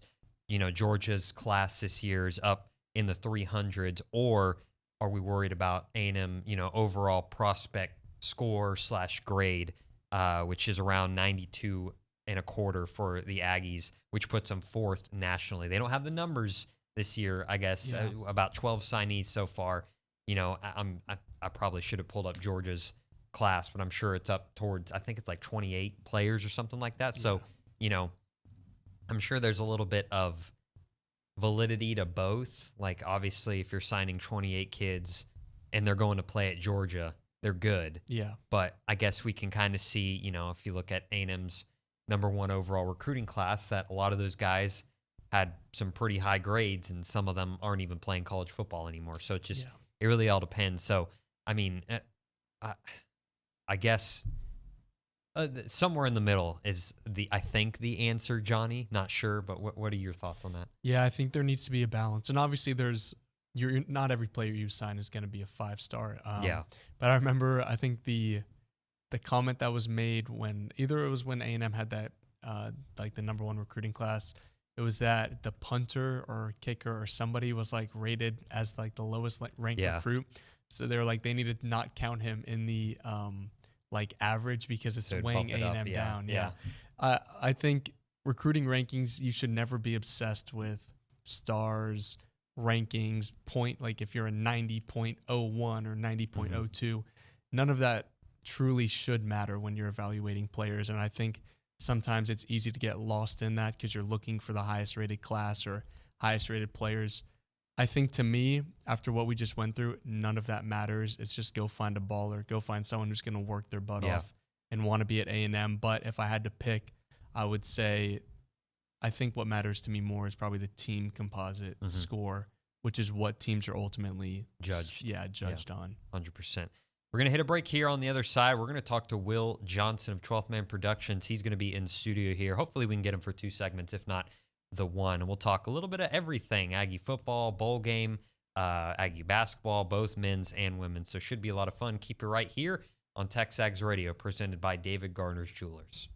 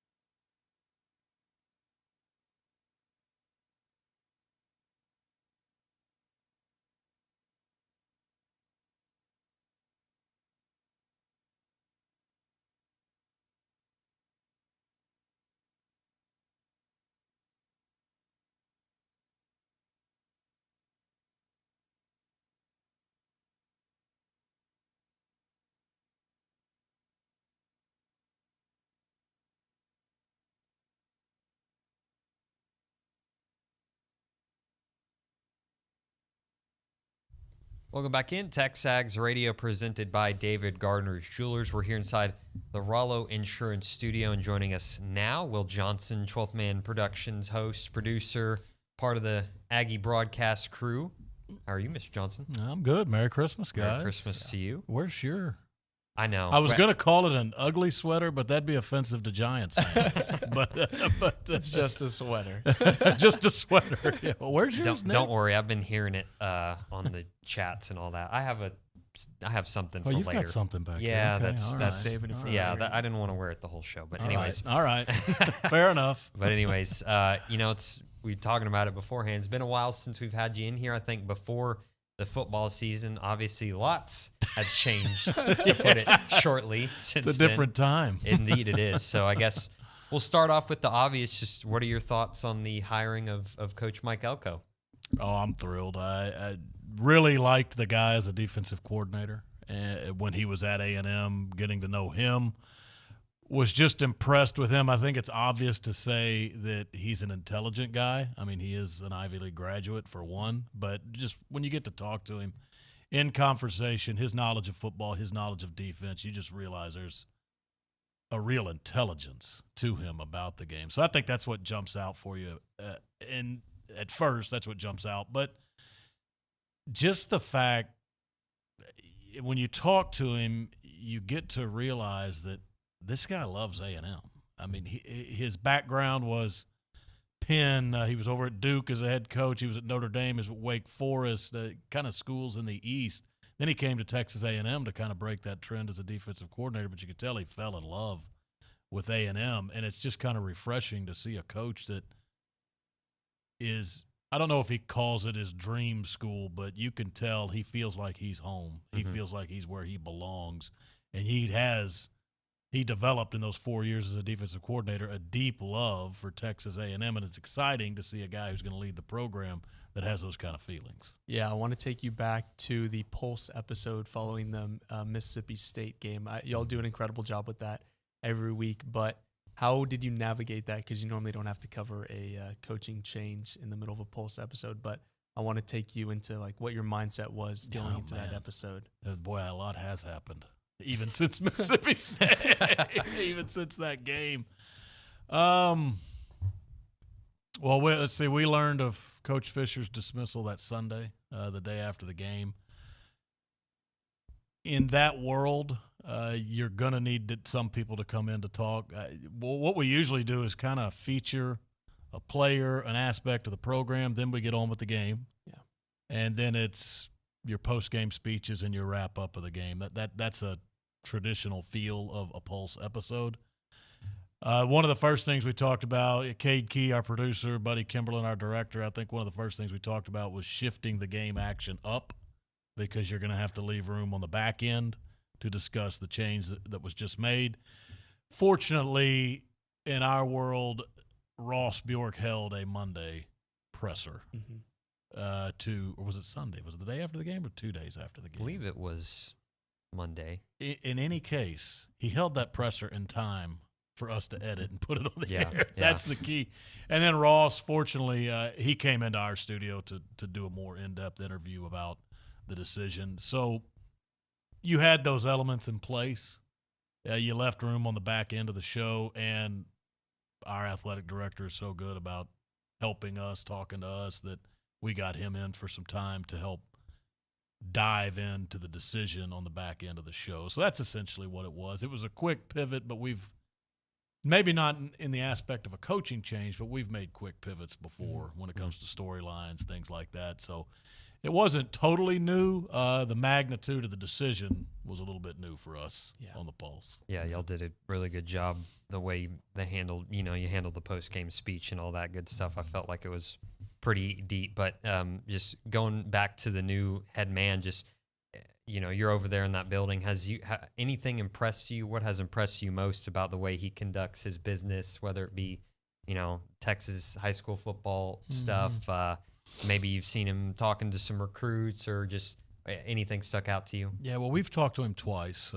We got his initial interview on Kyle Field the day he was hired, and then, as you guys know, he was everywhere. So it was hard to talk to him over those 3 weeks. He held his signing day presser earlier this week, came in to talk to us after that presser. I don't know if anything necessarily stands out. That what impressed me when he was a defensive coordinator is still impressing me right now. Like I said, the intelligence, the fact that he loves A&M, that jumps out to me right away. In talking to him, I think he was very wise in the fact that he didn't rush things, even though the calendar in college football these days, if you're in December, is sped up. You know, you take a job right now and look what a coach is going through. Yeah. Recruit high school guys, recruit the portal, keep your own guys in the fold as far as not leaving to the portal, hire a staff. I mean, this is beyond drinking through a water hose or fire hose. I mean, it's wild. But I think he was smart in the fact that he didn't rush things. I'm going to get the right guys here, not just a guy to fill a hole because I have to do this quickly. So he is built for long-term success. I think he could have success in year one, but I think more importantly with Coach Elko, he's built for long-term success. And he didn't rush things, even though the world around him was spinning. You know, it's kind of he remained a calm head while everything else was going crazy. And I think that comes from just a belief in what he's doing. He is confident. He's a very confident guy. I wouldn't call him, you know, not a bragger. He's not a ton of bravado to him, but you can tell when you talk to him, he's very confident in a plan that he's going to lay out. So I like the fact, and when we talked to him, he kind of alluded to this. You saw it in the press conference too on signing day. He wasn't going to rush even though the world was sped up. I'm not just going to plug in something right here because I need to have it right now. I'm going to get the right guys. I'm not going to get a guy. I'm going to get the guy, the right guys in place for this program. And they're going to be here long term, and we're going to build continuity, and that's how we're going to win games and be successful at A&M. Yeah, absolutely. You talked about not rushing into things.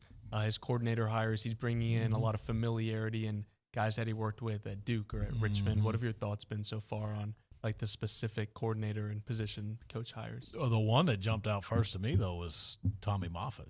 The strength and conditioning, because one of the things Coach Elko talked about this week when we had him in studio was really his timetable, his true stamp on this program begins when these players return for the spring semester in January. And that begins with Tommy Moffitt. They'll go into an off-season conditioning program, and from what we hear, I mean, it's going to be pretty good stuff. I mean, this guy's been around the SEC. You've heard some LSU guys I've known that, man, you guys get him now, you know, and they act like they still want him there at LSU. But that one really jumped out to me because that's the immediate. When these guys return, that's who they're working with, Tommy Moffitt. And a head coach knows that the person that probably spends more time with players than himself is that strength and conditioning coach. And you don't just build mass and speed in a strength and conditioning program. You build culture there too. So he's responsible for that. So that one jumped out to me more than any coordinator hire. But I think from what you hear about Colin Klein, adaptability, who do I have on the roster, who's my playmakers, I'll center it around them. You love to hear that. Jay Bateman, I kind of noticed him at Army. I like Service Academy football for some reason. I like triple option stuff, and I watch Service Academy games, so I watched him at Army. I went to an Army-Navy game when he was the defensive coordinator at Army, and he impressed me there. He took their defense from almost shambles into the top 15 nationally, so he was very impressive there. So I've kind of noticed him all the way back to his days running a Service Academy defense, and certainly, I think Coach Elko, those three, Colin Klein, Tommy Moffitt, Jay Bateman, I mean, I guess the word is he nailed it in my mind. Mentioned, some of the signing day, or I guess guys he's adding to the program. Signing day, early signing period, recently wrapping up. Just what are your thoughts on the signees and maybe even some of the transfer portal additions that Coach Elko has added thus far? Yeah, that just goes back to, how difficult college football is now. The college football calendar has problems. The college football map has problems. So we talk about everything going on.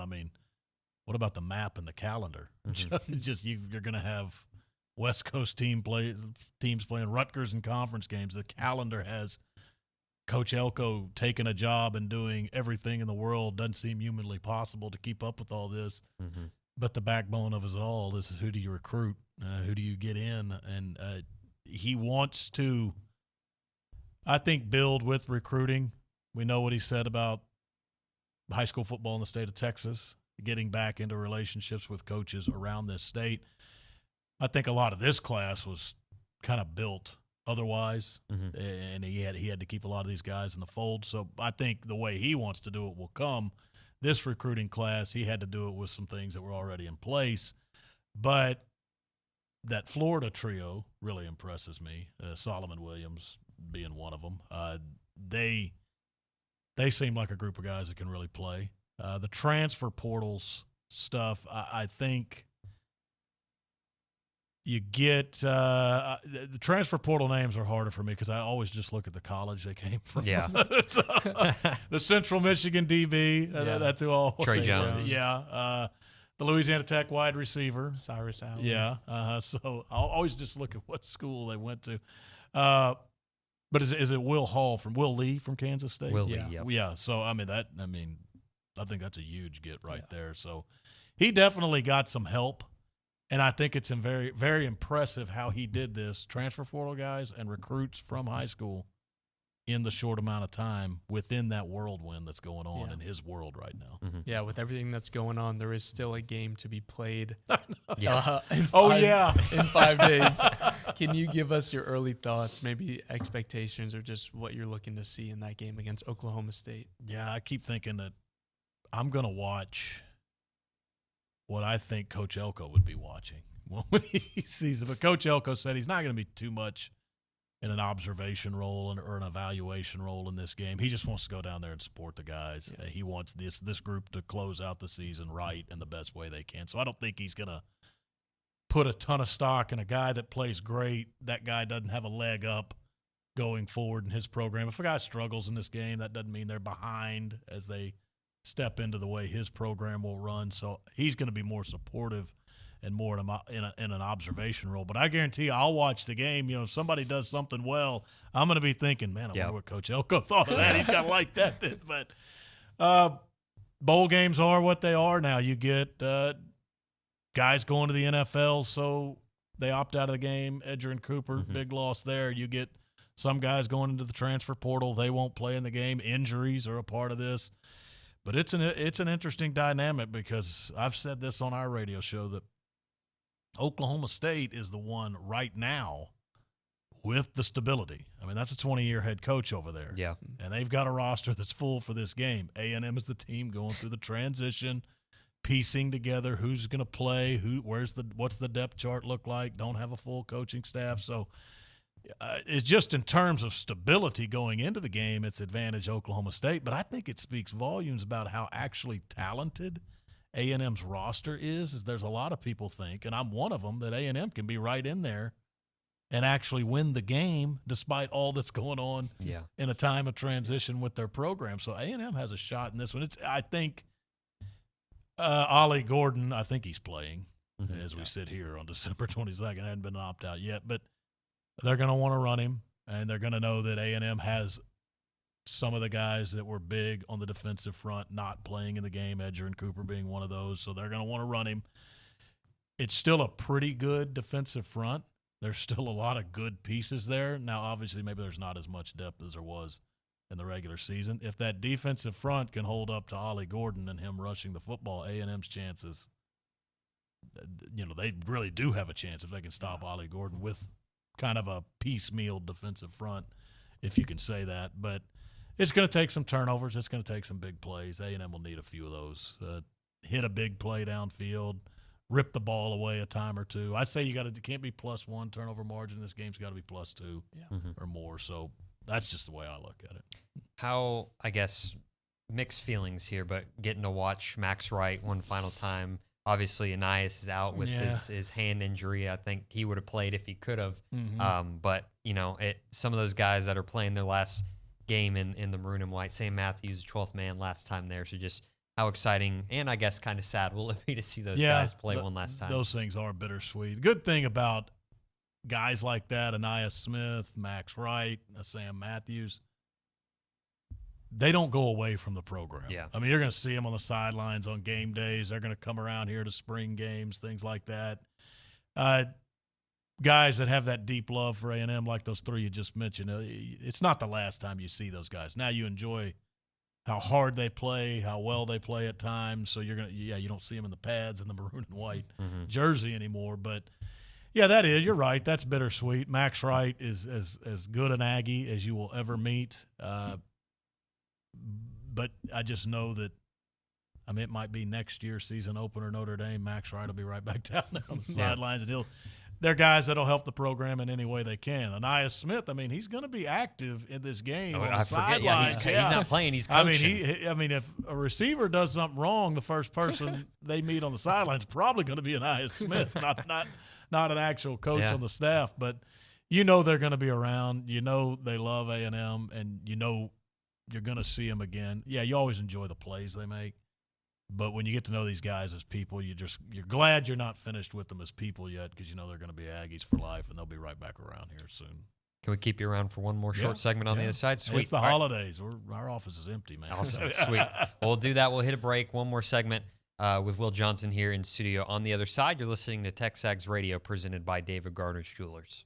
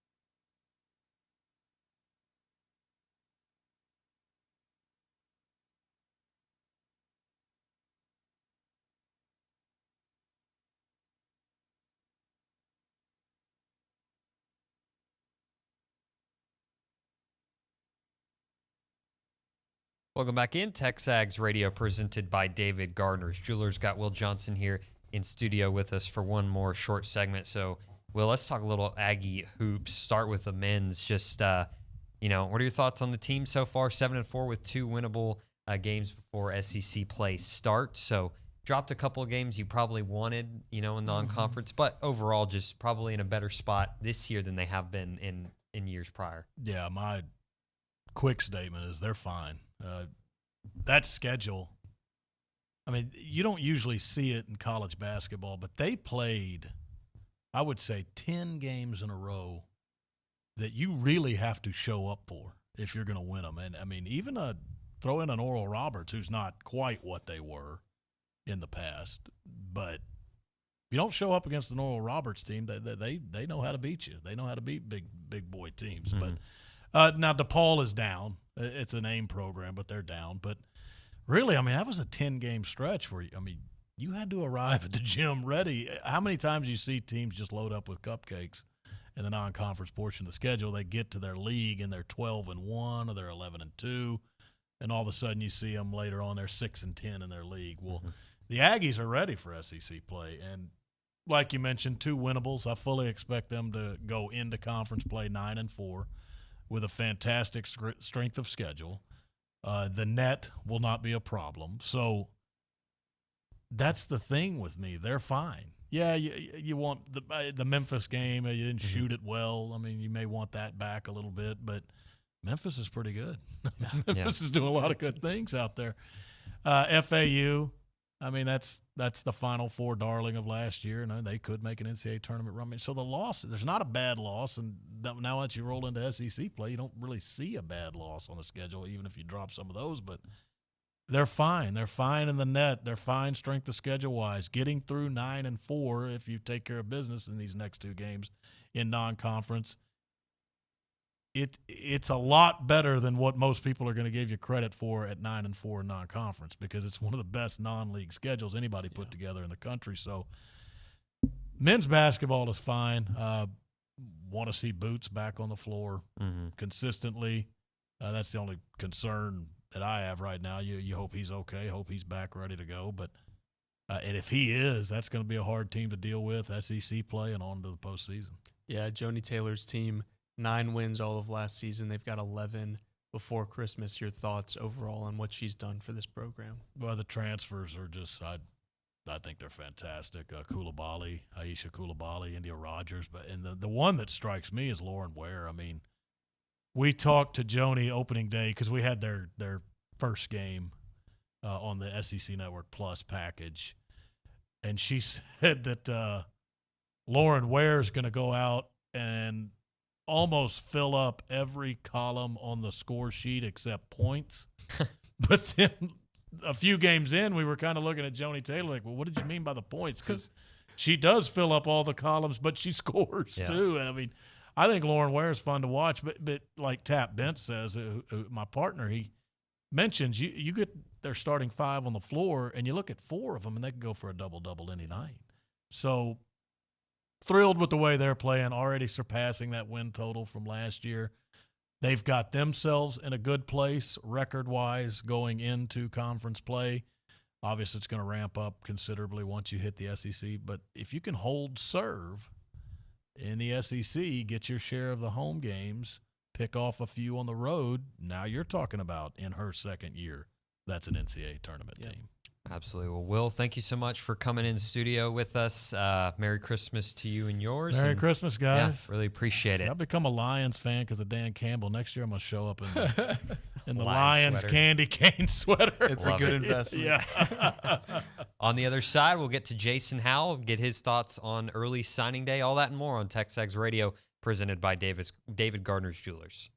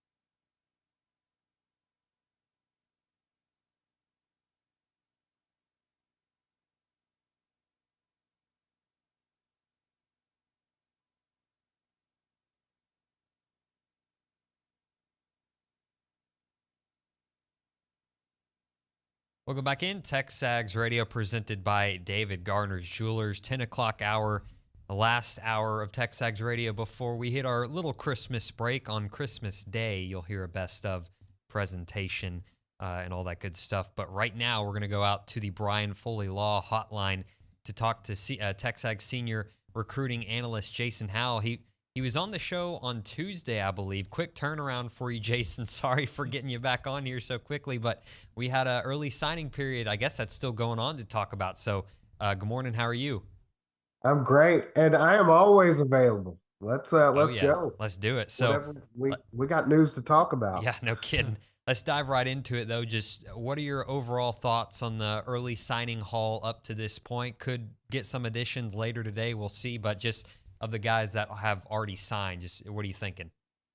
Yeah, 12 signees. You picked up 2 out of Tampa on signing day. You've got picked up another commit the day before out of Florida.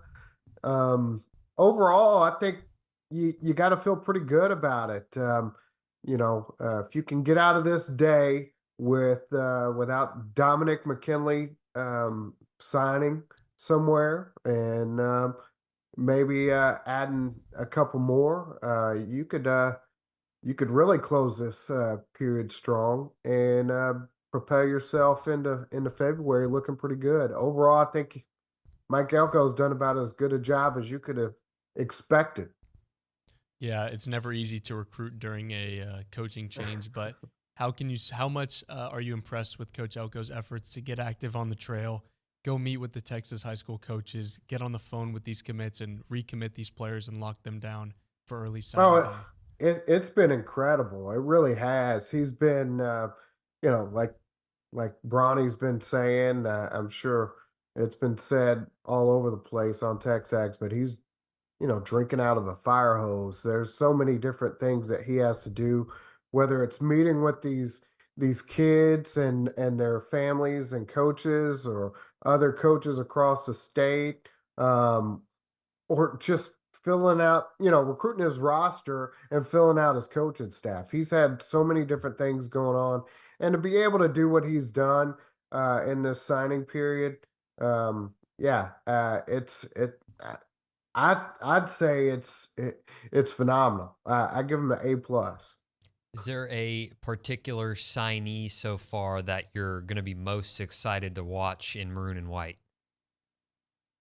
I think Solomon Williams is kind of that guy that's, he's got a bit of a mystery to him because he was a late addition, and he is a guy that, out of state, so there's not as much known about him, and his tape is really incredible.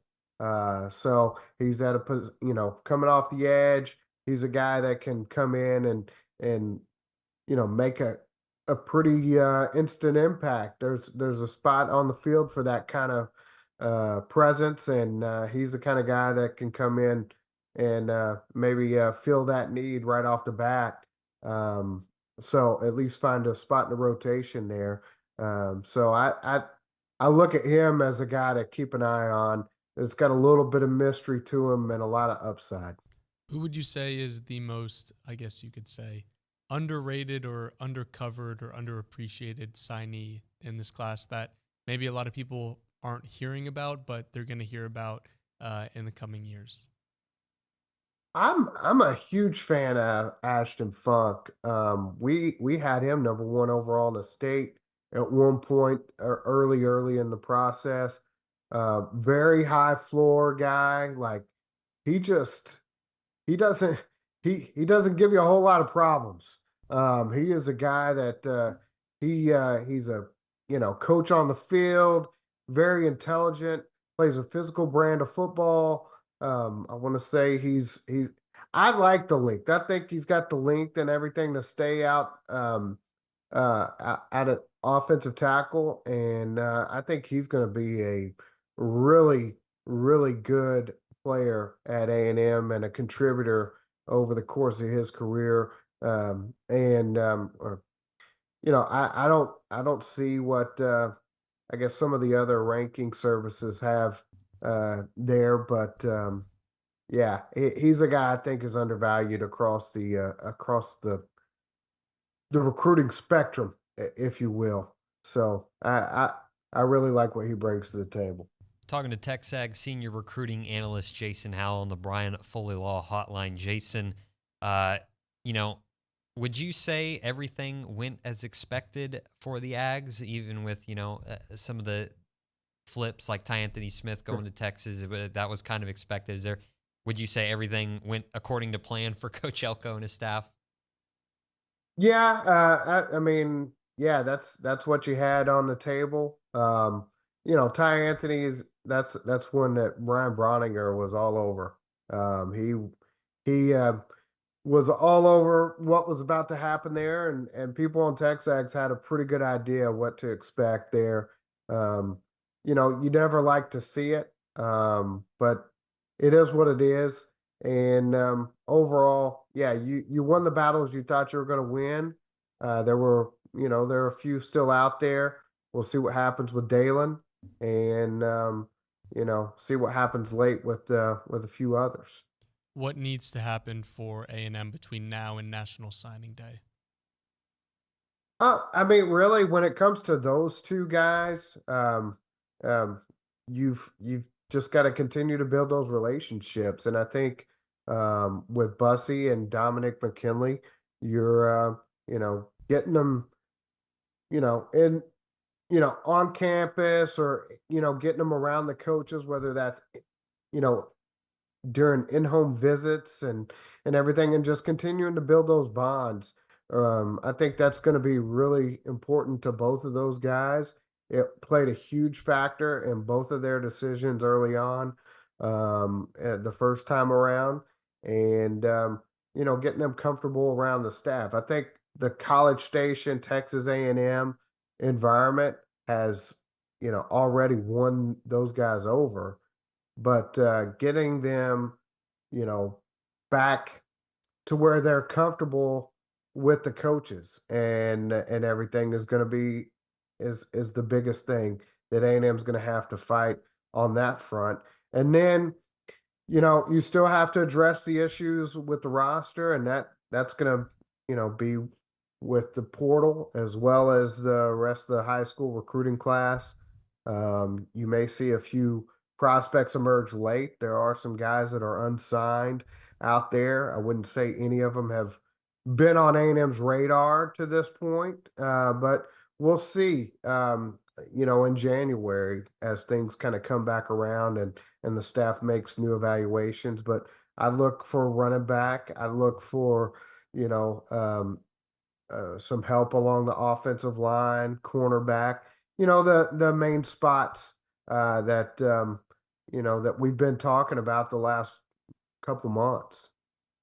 How do you feel about Tristan Jernigan signing his papers today at 4 p.m.? Looks like, I guess, according to his Twitter, coming down between Bama and A&M. So how do you feel about that situation? I continue to feel pretty good about A&M's spot there.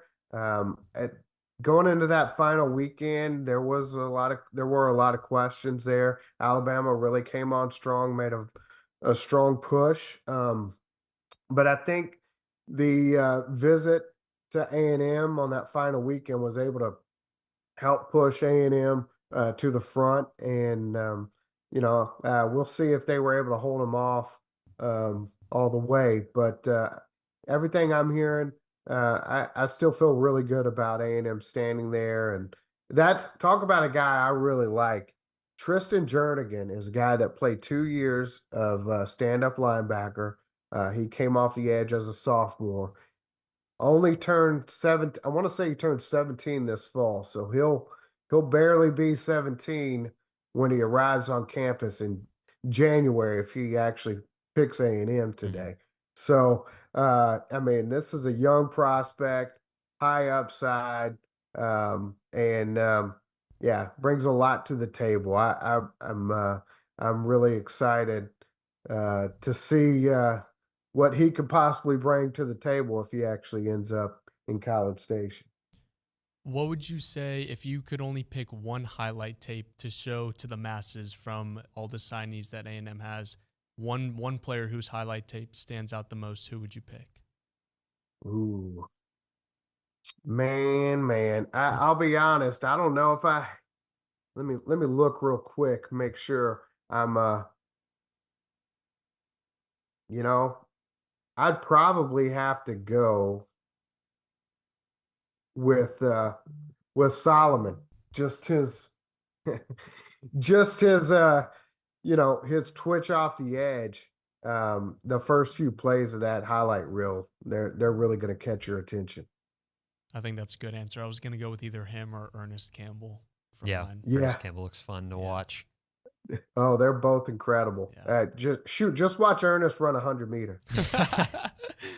I guess another obvious question for you, just you've already kind of mentioned him, Dalen Evans. What's going on there? He's kind of been going back and forth about what he wants to do as far as signing early and possibly taking some visits late in January. It sounds like right now he's planning to make an announcement today. We're still waiting to see what that is. I tend to think that's going to be A&M's in a good spot there, regardless of if it's he's announcing he's signing or if he's whatever he's going to do. But Texas has been kind of coming on there and making things a little interesting. So we'll see what happens. But Texas, Oklahoma, USC were a few schools he mentioned he might want to take some visits to, and we'll see what happens. But he's got some announcement today, and I'm still up in the air on what to expect, whether that's a signing or anything. Dalen keeps us guessing, but I like A&M's chances to ultimately land his talents. Yeah, speaking of announcements, just a couple minutes ago, DeRicky Wright, former Vanderbilt safety, announced that he was committing to A&M through the transfer portal. There you go. 6'4", 220 pounds, and he's a senior. Last year, he boasted 46 tackles, 32 solo, 2 forced fumbles, a fumble recovery, and 2 interceptions. So just your quick thoughts on that, and then also, I guess, a broader question, your thoughts on Mike Elko using the transfer portal so far. Well, first, I love what Elko's doing in the transfer portal. He's being aggressive. They're finding guys that they want and are getting on them quickly. We talk about, getting around and making the rounds to these high school coaches and how it impacts high school recruiting. It also impacts the portal. A lot of these guys, they're going back to their high school coaches when they're starting to think things through about, hey, what do I want to do? I'm not getting the time here, or I want to make a move to somewhere else. And, so that's, sometimes that's how you find out about some of these guys who may be thinking about hitting the portal and having those good relationships. That's a good way to find things out with these high school coaches. But and on Wright, I'll be honest, you're telling me the news here.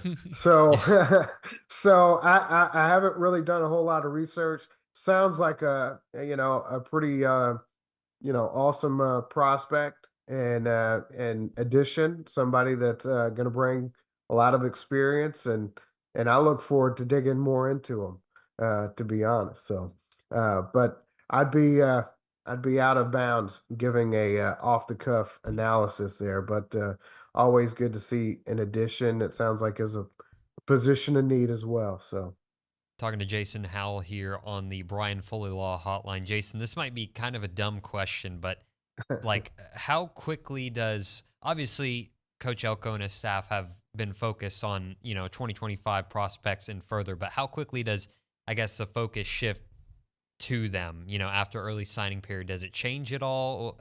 What's that look like? Well, I think they've been trying to do as much as they can with them. Mm-hmm. Obviously, as you have got, once a guy's signed, you can kind of shift that focus a little bit, and it's incremental. They'll obviously continue to focus on their needs, but they're already paying real close attention to those 25s. A lot of the rounds that he was making in Dallas and Houston and across the country, you've seen offers go out to 25s. They were checking in on a number of 25s as they were making those rounds to the high schools in Dallas and in Houston. So I expect that's it's like anything. The cycle doesn't stop. It just moves on, Yeah. So it's one of those things where there's no break. It's just on to the next. I think that's what you're going to see with these guys. You'll have junior days probably coming up, typically at the end of January, right when Bronny's trying to get married. So that'll be fun. How selfish of him. I know, I'm telling you. But yeah, so it's gonna be good times with plenty to cover in January. So get ready to see some of those 25 names and see us focus more on those guys. Mm-hmm. Yeah, we had a text message come in earlier, and I wanted to get your thoughts on it, asking us, which we are clearly qualified to speak on this, which do you think matters more, a team's overall score in recruiting or the average of the players that they commit?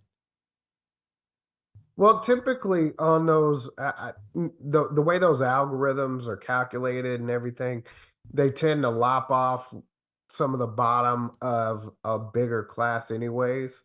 I think they count like maybe the top 22 guys or whatever. So, after a certain point, I think I heard you talk about the kicker in the 22 class earlier today. After a certain point, that guy doesn't get factored in as much. So,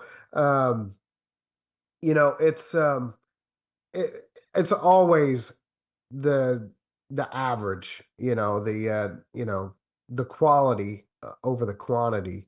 But I think in today's recruiting environment, you're going to see more emphasis placed. You got to have a strong portal class, and you have to have a strong high school JUCO recruiting class. It's not the same world we lived in 4 years ago. One more question for you here, Jason. We'll let you go. Kind of just broader recruiting here. Colorado only has 5 signees in this year's recruiting class. Is that even sustainable? I mean, I know Deion's whole thing is transfer portal, but how is that sustainable? It's not. I think I said something to Bronny the other day. If that would have happened, at A&M, geez. Oof. I mean, I don't know what the plan is there. But obviously he's put an emphasis on the transfer portal, and I expect him to bring in plenty of talent over there. But there does need to be a foundation, and that high school class is something that helps, in making that foundation. So to only sign 5 players and their top prospect is uncommitted or unsigned, and looking at options right now, that's it's a tough look for Colorado and Deion Sanders. Absolutely. Well, At least they got their cars. Yeah. Yeah. Well, Jason, thanks for joining us. Hope you have a Merry Christmas with your family and all that, and we'll talk to you soon. Absolutely. Anytime. Thanks for having me. Yes, sir. That's Jason Howell, TexAgs Senior Recruiting Analyst on the Brian Foley Law Hotline. We'll hit a break here on the other side. Got an open segment. We'll get into your texts and all that good stuff. You're listening to TexAgs Radio, presented by David Gardner's Jewelers.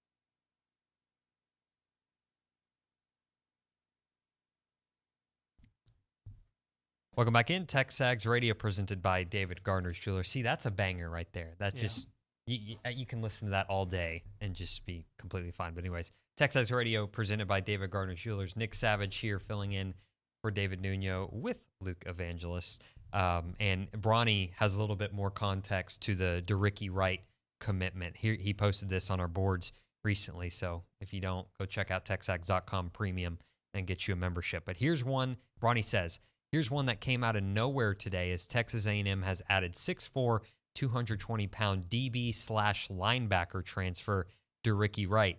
He comes to Aggieland after 4 years at Vanderbilt, where he played in 35 games and logged 26 starts. In his time in Nashville, he racked up 131 career tackles, had 7 TFLs, and picked off 5 passes. I'm told he won't arrive in College Station until next summer, but he will be a scholarship player. A little bit more contact to the DeRicky Wright edition. That's good to hear. I definitely think DeRicky made the right choice. Sorry. Goodness. I was filling in for Olin there. That was bad. I'll work on it though.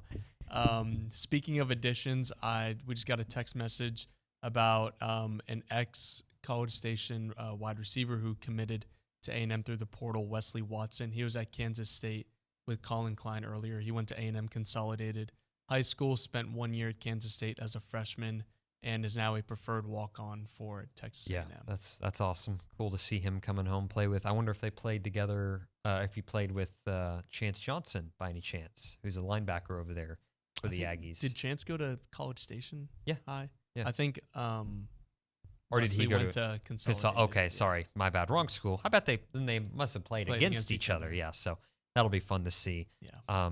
Also, a little breaking news coming through here on ESPN. I don't think we want to dive too far into this because this is way beyond our pay grade, but breaking news from ESPN. Florida State to sue ACC over grant of rights, $130 million withdrawal fee. And I think that kind of just goes into what Bronny and Billy were talking about yesterday. That's just a way for the Florida State to start making their way out of the ACC. Yeah. I saw something on Twitter that So it's got to be true. Well, no, it is. It's like a true report. It was a reply to something. I want to say it was on a Pete Thamel tweet. It was saying that Florida State would have like an Oppenheimer-esque effect on when they leave the SEC or ACC. And somebody replied to it saying it was that meme of, what's his name? The guy who played Oppenheimer. I don't know the actor, but I know who you're talking about. But it was that meme where he's like stressed out. He's like covering his face. And it was saying that that player on whatever school broke Jordan Travis's leg. Oh. Like saying that player like set off a chain reaction of the butterfly effect. Yeah, like that. That's that led to Florida State blowing up the ACC. Possibly the rest of college football. Yeah, exactly. Thanks, Guy. Anyways, you want to dive into some bowl games before we get to John Harris on the other side? We're going to do some bowl games that are coming up until A&M, so that are going on over this little break and over Christmas that if you want to watch, you can, and we're going to gauge our interest level on if we're going to watch. So the first one is Saturday in the Birmingham Bowl. Hold on, there's one today. Oh, I didn't even think it was worth actually, it is worth mentioning. The Gasparilla Bowl, Georgia Tech and UCF. Sorry, I forgot that Haynes King. It's the Haynes King Bowl. The Haynes King Bowl.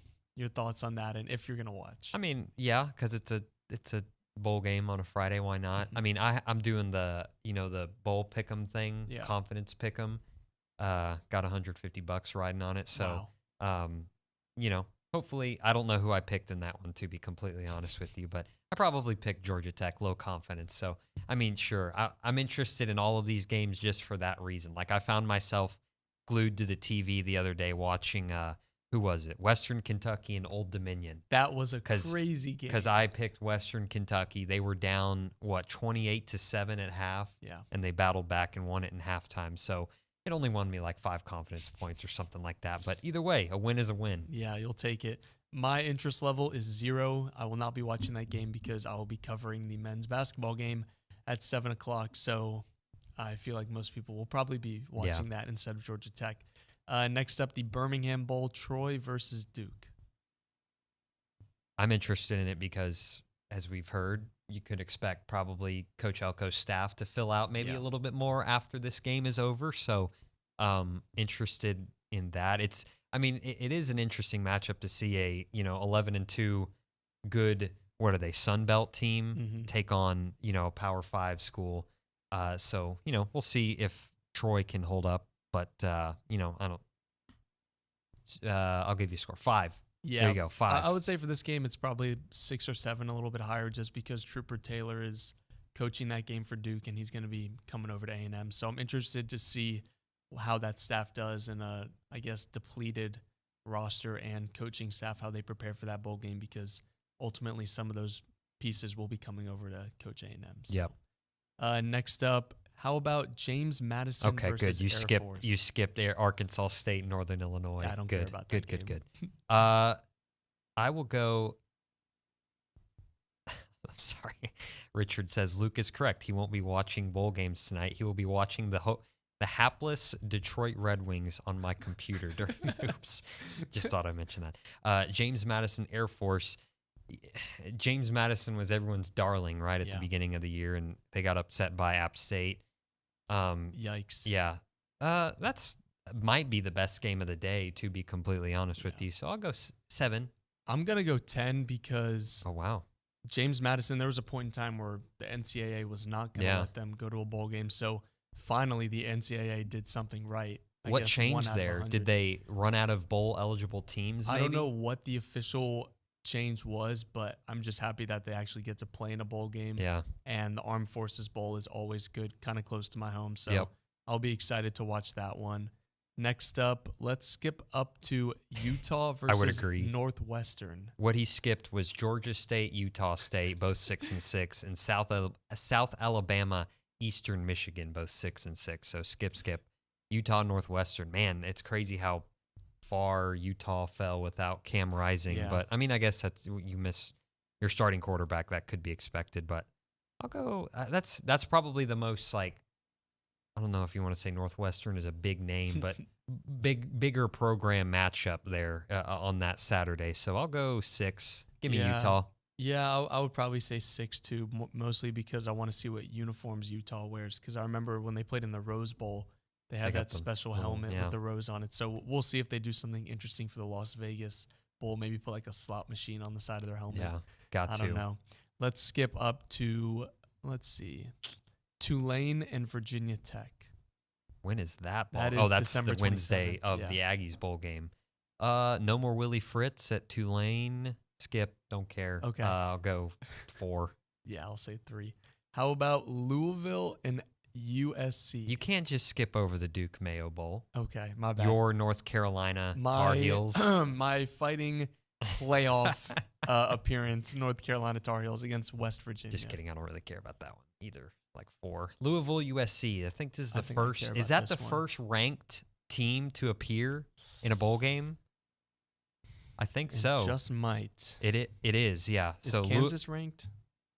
No. No. Okay. Yeah. Louisville. No. Yeah. So Louisville is the first ranked team to appear, and they're playing a Caleb Williams-less USC. So that's a decent game. But give me Louisville. Go 7 on the interest scale. I'm also gonna go Louisville. I just don't know who's playing defense for USC. Yeah.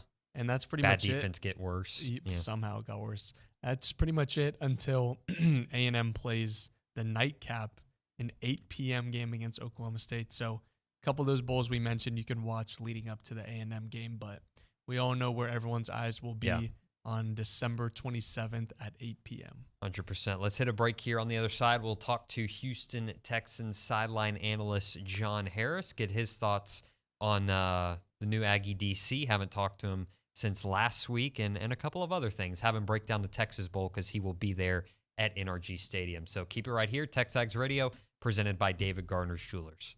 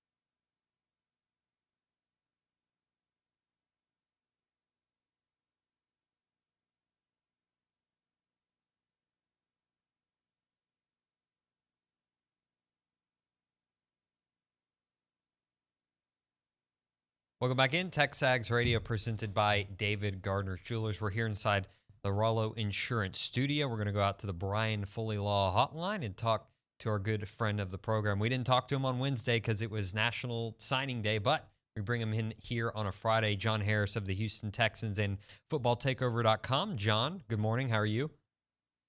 Good morning, boys. How we doing? Happy holidays to everyone, regardless of what you celebrate and recognize. But hopefully everybody's getting a good chance this weekend to watch a lot of football and get some time with family and friends. If they want it, of course. I know for some people, getting together for family can be very, very chaotic. Yeah. Especially if they're mixed families like Longhorn Aggies or, you know how that goes. 100%. Well, we don't have to worry about that till next year, thankfully. But, let's just dive right into it. Jay Bateman comes out yesterday that he's going to be tabbed the Aggies defensive coordinator. Have you gotten a chance to, dive into his past at all? Just what are your initial thoughts there?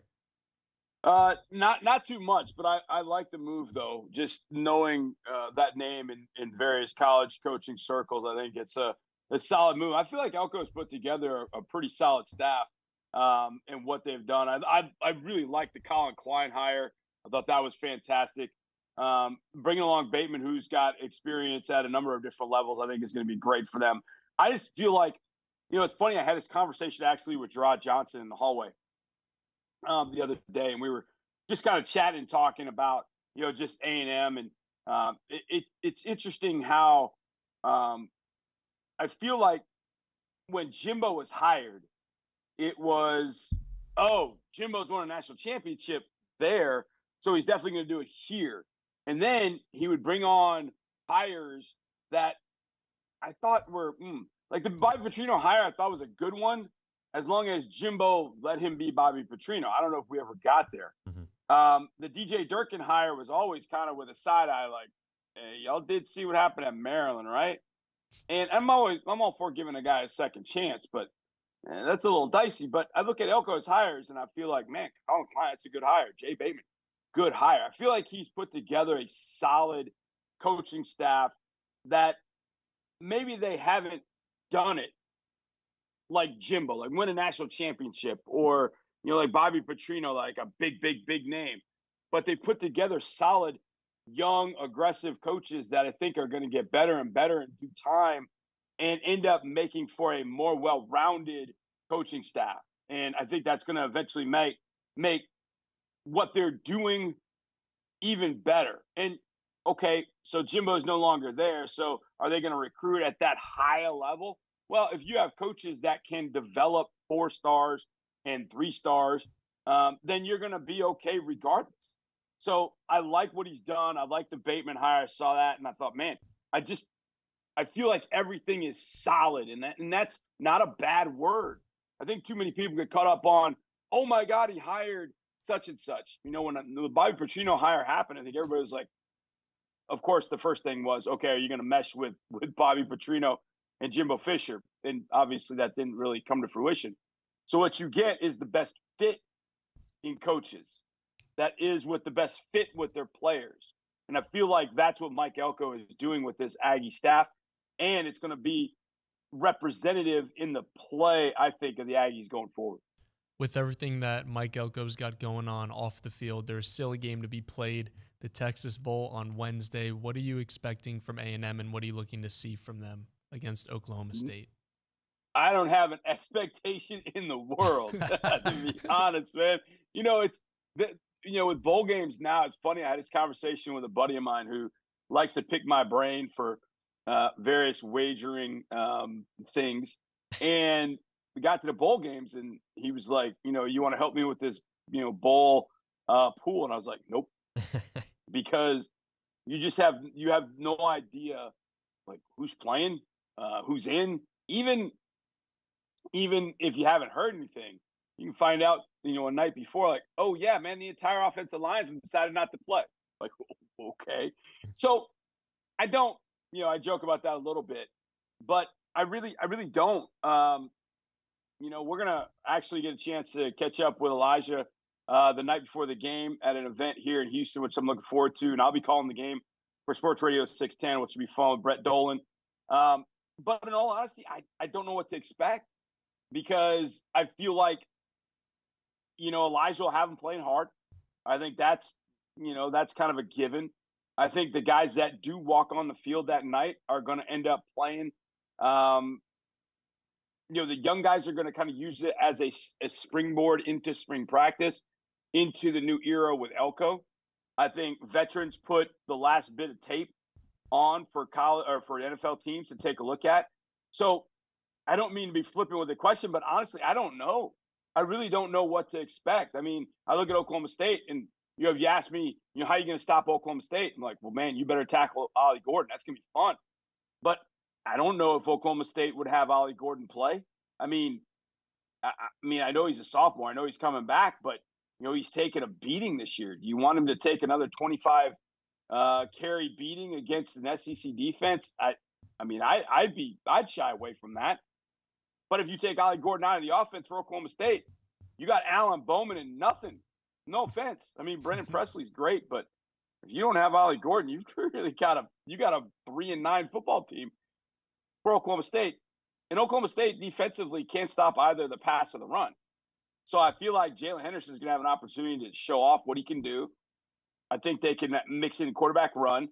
I don't know who he'd be throwing to. I don't know if I'm assuming Evan Stewart's not playing. He's in the portal.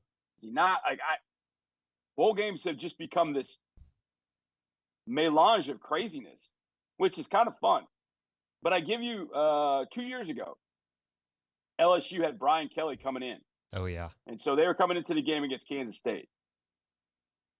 They had no quarterbacks. None. They had Jontre Kirkland playing quarterback. And I wasn't calling the game that night. So I did kind of some pregame stuff on the video board and halftime stuff, and I took off because I'm like, LSU doesn't even have a football team. Like, I don't even know what I'm watching here. So it was really kind of difficult to figure out. That said, I do think A&M's got enough young guys that they're going to make this really, really interesting.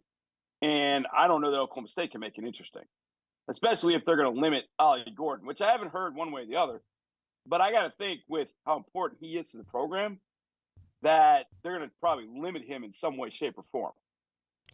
Absolutely. I'm going to take a step back here and go back to kind of what we were talking about with Jay Bateman being hired. And you mentioned just like how important is it for coaches and assistant coaches for their philosophies to mix, right? We heard that with Jimbo and Bobby Petrino, but we don't know, how much Petrino really got to do his thing. So just how important is that for a coaching staff to mesh? I think it's important for, if you bring in somebody that you've never coached with, it's usually important that you understand the parameters of what is expected. And for Colin Klein, for Mike Elko to sit down with Colin Klein and say, okay, Colin, well, I've seen what you do. This is what we have. This is what I'd like you to do. And I think Colin knows, okay, these are the parameters with which I can work. Maybe Mike Elko says to him, look, I don't want the quarterback running game to be a big part of this. Okay, as long as you're up front and then respectful of what that particular coordinator would like to do, and that coordinator's respective of what the head coach is trying to do, then I think you're okay. Just as long as there's communication across the board. And, I had a philosophy many, many, many years ago when I was coaching that I wouldn't, if I gave my guy the defensive coordinator title and I wanted to be a defensive coordinator, I wanted him to feel absolute autonomy. You run what it is that you want to run, that you're comfortable with, that you get the most out of our players. And I will support you with that. I will never, ever question you at any point. And I remember one night I kind of questioned, like, man, why are we blitzing so much? And I was so mad at myself for doing it because I had given him that autonomy. I had said, you run it the way you see fit. And I never said anything like that after that. I obviously would have my notes and things about how things didn't go right in the game. And I would give that to him and say, make the adjustments yourself. Now, Mike Elko may not do it that way. He may want to be more hands-on, especially having, defensive coordinator experience. He may want to be more hands-on the defensive side. However, I think as long as the head coach and the coordinators know what the parameters are, and they are constantly communicating what they want, how they like things, and what they think they should do. And there is give and take on both sides. You'll have a good relationship. You have a great relationship. But if you have guys entrenched in, this is how I do it, and the head coach is like, I don't like that way, forget it. Now, I don't know what it was like with Bobby and with Jimbo. Who knows? But there's got to be some give and take on both sides. The guy's the head coach for a reason. If the guy, being head coach says, I don't want you to run the quarterback, don't run the quarterback. And then you can, take your ball and leave after a year if you don't like that. But if there is some good give and take and respect on both sides, I see your point. Okay, go ahead. Hey, coach, I think we should do it this way. Okay, well, let's incorporate that. As long as there's give and take on both sides, as just like you would have in an office, just like you guys are having on the show today. As long as you guys are having some give and take on both sides, you compromise a little bit here or there, you're going to be fine. But the second you start getting stubborn about how things are going to go, all of a sudden the show's going to go into the crapper, right? Well, I think it's the same thing with coaching. It's the same exact thing. That as long as there's give and take in communication, you're going to end up being okay. And understanding that as a head coach, there are going to be some things that at first you go, well, wait a second. Well, I've never seen that. I don't know if I like that or not, but I'm going to trust it. I hired him to be my offensive coordinator. I'm going to trust it and see where it goes. And then if after a couple of weeks or whatever, it doesn't look like it's working, then you can discuss, hey, I think we should not do these things, and here's why. And as long as there's that and there's a little bit of compromise, everybody will be A-okay. I want to get your thoughts on the situation of the Titans wearing the Oiler uniforms against the Texans and then Case Keenum coming in and winning that game. How incredible was that? I'll tell you what, guys, that was an afternoon I'll never forget. For a number of reasons. I mean, obviously it's a game we had to have to get and stay in the playoff hunt. It was in their building, which we've already beaten them 3 of the previous 4 years. So when winning on Sunday, that was 4 out of 5 in their building. The only time they beat us was in the COVID year of 2020. So there's yet to be a full stadium to see them beat us since 2018. And then them wearing those jerseys. And I mean, I'm 51. People know that. I share that, and I say that only because I moved to Houston just outside the Love You Blue era. So I got here right when Warren Moon got here in '83. And so I became a staunch Oilers fan at that point. And the Oilers could never close. They could never give that game. And finally in the 90s, it was like, it's happening. They're so talented. It's going to happen. And then the Broncos happened. And then the Bills happened. Then the Chiefs happened. And it was like that team left so many scars, but yet they were our team. They were ours. And then after 22 years of being in the league, when they've never worn those uniforms, they decide this is the year to wear them, and they're going to wear them against us. My buddy Andre Ware said at the end of the game, go put those jerseys in a trunk and put them in the closet. It was a pretty emotional moment for a lot of people. Like, I'm from Richmond Rosenberg. Dre's from Dickinson. Houston tugs at our heartstrings. And so to see them try and channel what was representative of Houston in Nashville against Houston, they got what they deserved. And there were a couple of players that really kind of understood it and got it. And I think people that have lived in Houston for a while, they get it too. So it was a really, really cool afternoon to come back, to have Case be the one that, brought us back. He's a guy that just loves Houston. I mean, he said after the game, he just loves Houston. So all of that working together, 13-0, I was like, oh boy. But they chipped away and they found a way. And I love this team for that. And I hope A&M finds this kind of team, a team that the fans can be very, very proud of no matter what happens. And that's kind of the way I feel with this team. It's a team I love. I mean, I don't know what happens over the next 3 weeks. We're banged up, really banged up. We've been banged up. We find a way to win. We got a tough one this weekend against a guy A&M knows well, that I know well. And I just hope he doesn't wreck shop this one time. Hopefully Myles Garrett will leave us alone and be nice to us. But I don't plan on that. So, yeah, it's going to be a tough one. But, when I think about where we are versus last year at this time when I was doing this interview with David, we were 1-12-1. And, out of the playoffs, like, who are we going to draft? Like, people wanted us to lose games so we get the number one pick. It was just awful. And now we're in a different state of mind. We got a definite positive vibe to the team, to the organization. And I want to just ride this wave as much as possible. But I'll tell you what, I don't know if it gets any higher than the wave we were riding on the way back from Nashville, man. That was pretty cool. Absolutely. Well, John, thank you so much for joining us. Merry Christmas to you, and we'll talk to you next week, I guess the day of the Aggies bowl game. Yeah, absolutely. It's going to be a long day, man. We'll talk Aggies, and then we'll call the game at night, so that's going to be kind of fun. But appreciate you guys. Happy holidays to all the Aggies out there. I love all the Aggies, and looking forward to seeing them next week for sure. Yes, sir. Go check out footballtakeover.com there for more content from John Harris as well. We'll hit a break here. One more segment on the other side on TexAgs Radio, presented by David Garner Jewelers.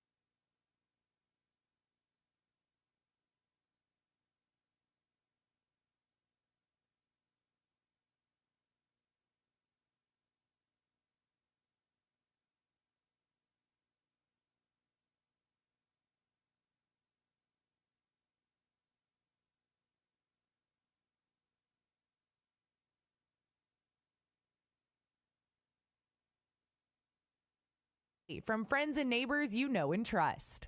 Southern Tire Mart is more than just tires. We service brakes, batteries, headlights, wipers, and more. That's your community calendar. I'm Chelsea Reber on The Zone. The flagship station for Aggie Athletics is The Zone. Whenever the Aggies are playing, you can hear them right here at 1150 and 93.7. And our Aggie broadcast sponsors make it happen.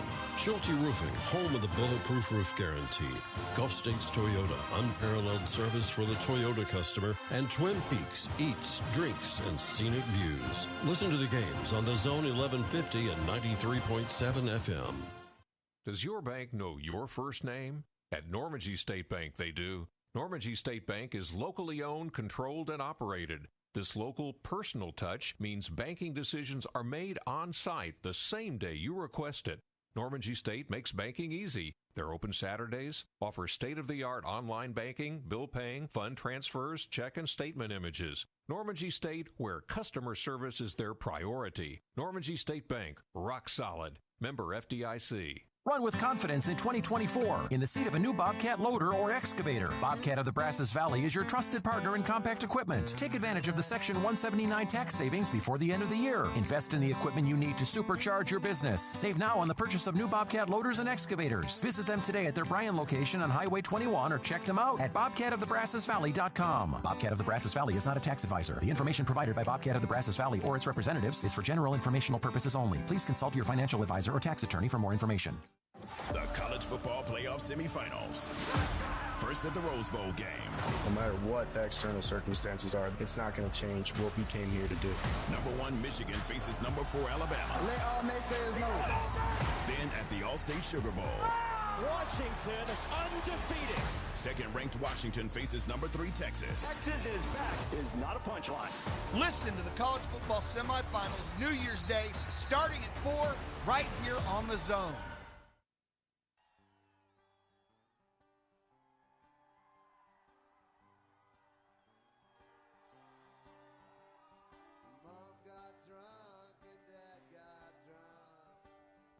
At our Christmas party. What do you know about this, Luke? Nothing. I'm uncultured. Anyways, little Robert Earl Keen, Merry Christmas from the family. Gonna play you out into the break as we wrap up our show here on Christmas Eve, right? Yes. Yeah, Christmas Eve. Here's my ugly Christmas shirt. My brother made this for me like last year or the year before, and I know he's going to love this. So just says, for those of you listening, all I want for Christmas is my big brother's kisses. So thank you, Parker, for giving me this. Really appreciate it. This is about as ugly of a sweater as I get. Yeah, that's going to do it here for TexAgs Radio on a Friday before Christmas. Everyone have a Merry Christmas and enjoy a little fire to play you out here with Robert Earl Keane.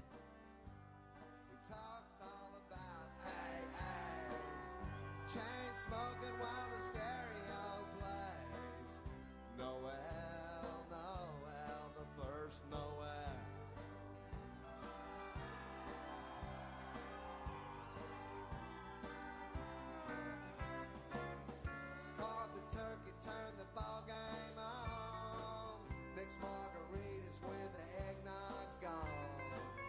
Send somebody to the quick pack store. We need some ice and an extension cord. A can of bean dip. Hi, popular sports talk host Chip Howard, wishing you a very Merry Christmas and a Happy New Year. After all these years, I shouldn't have to remind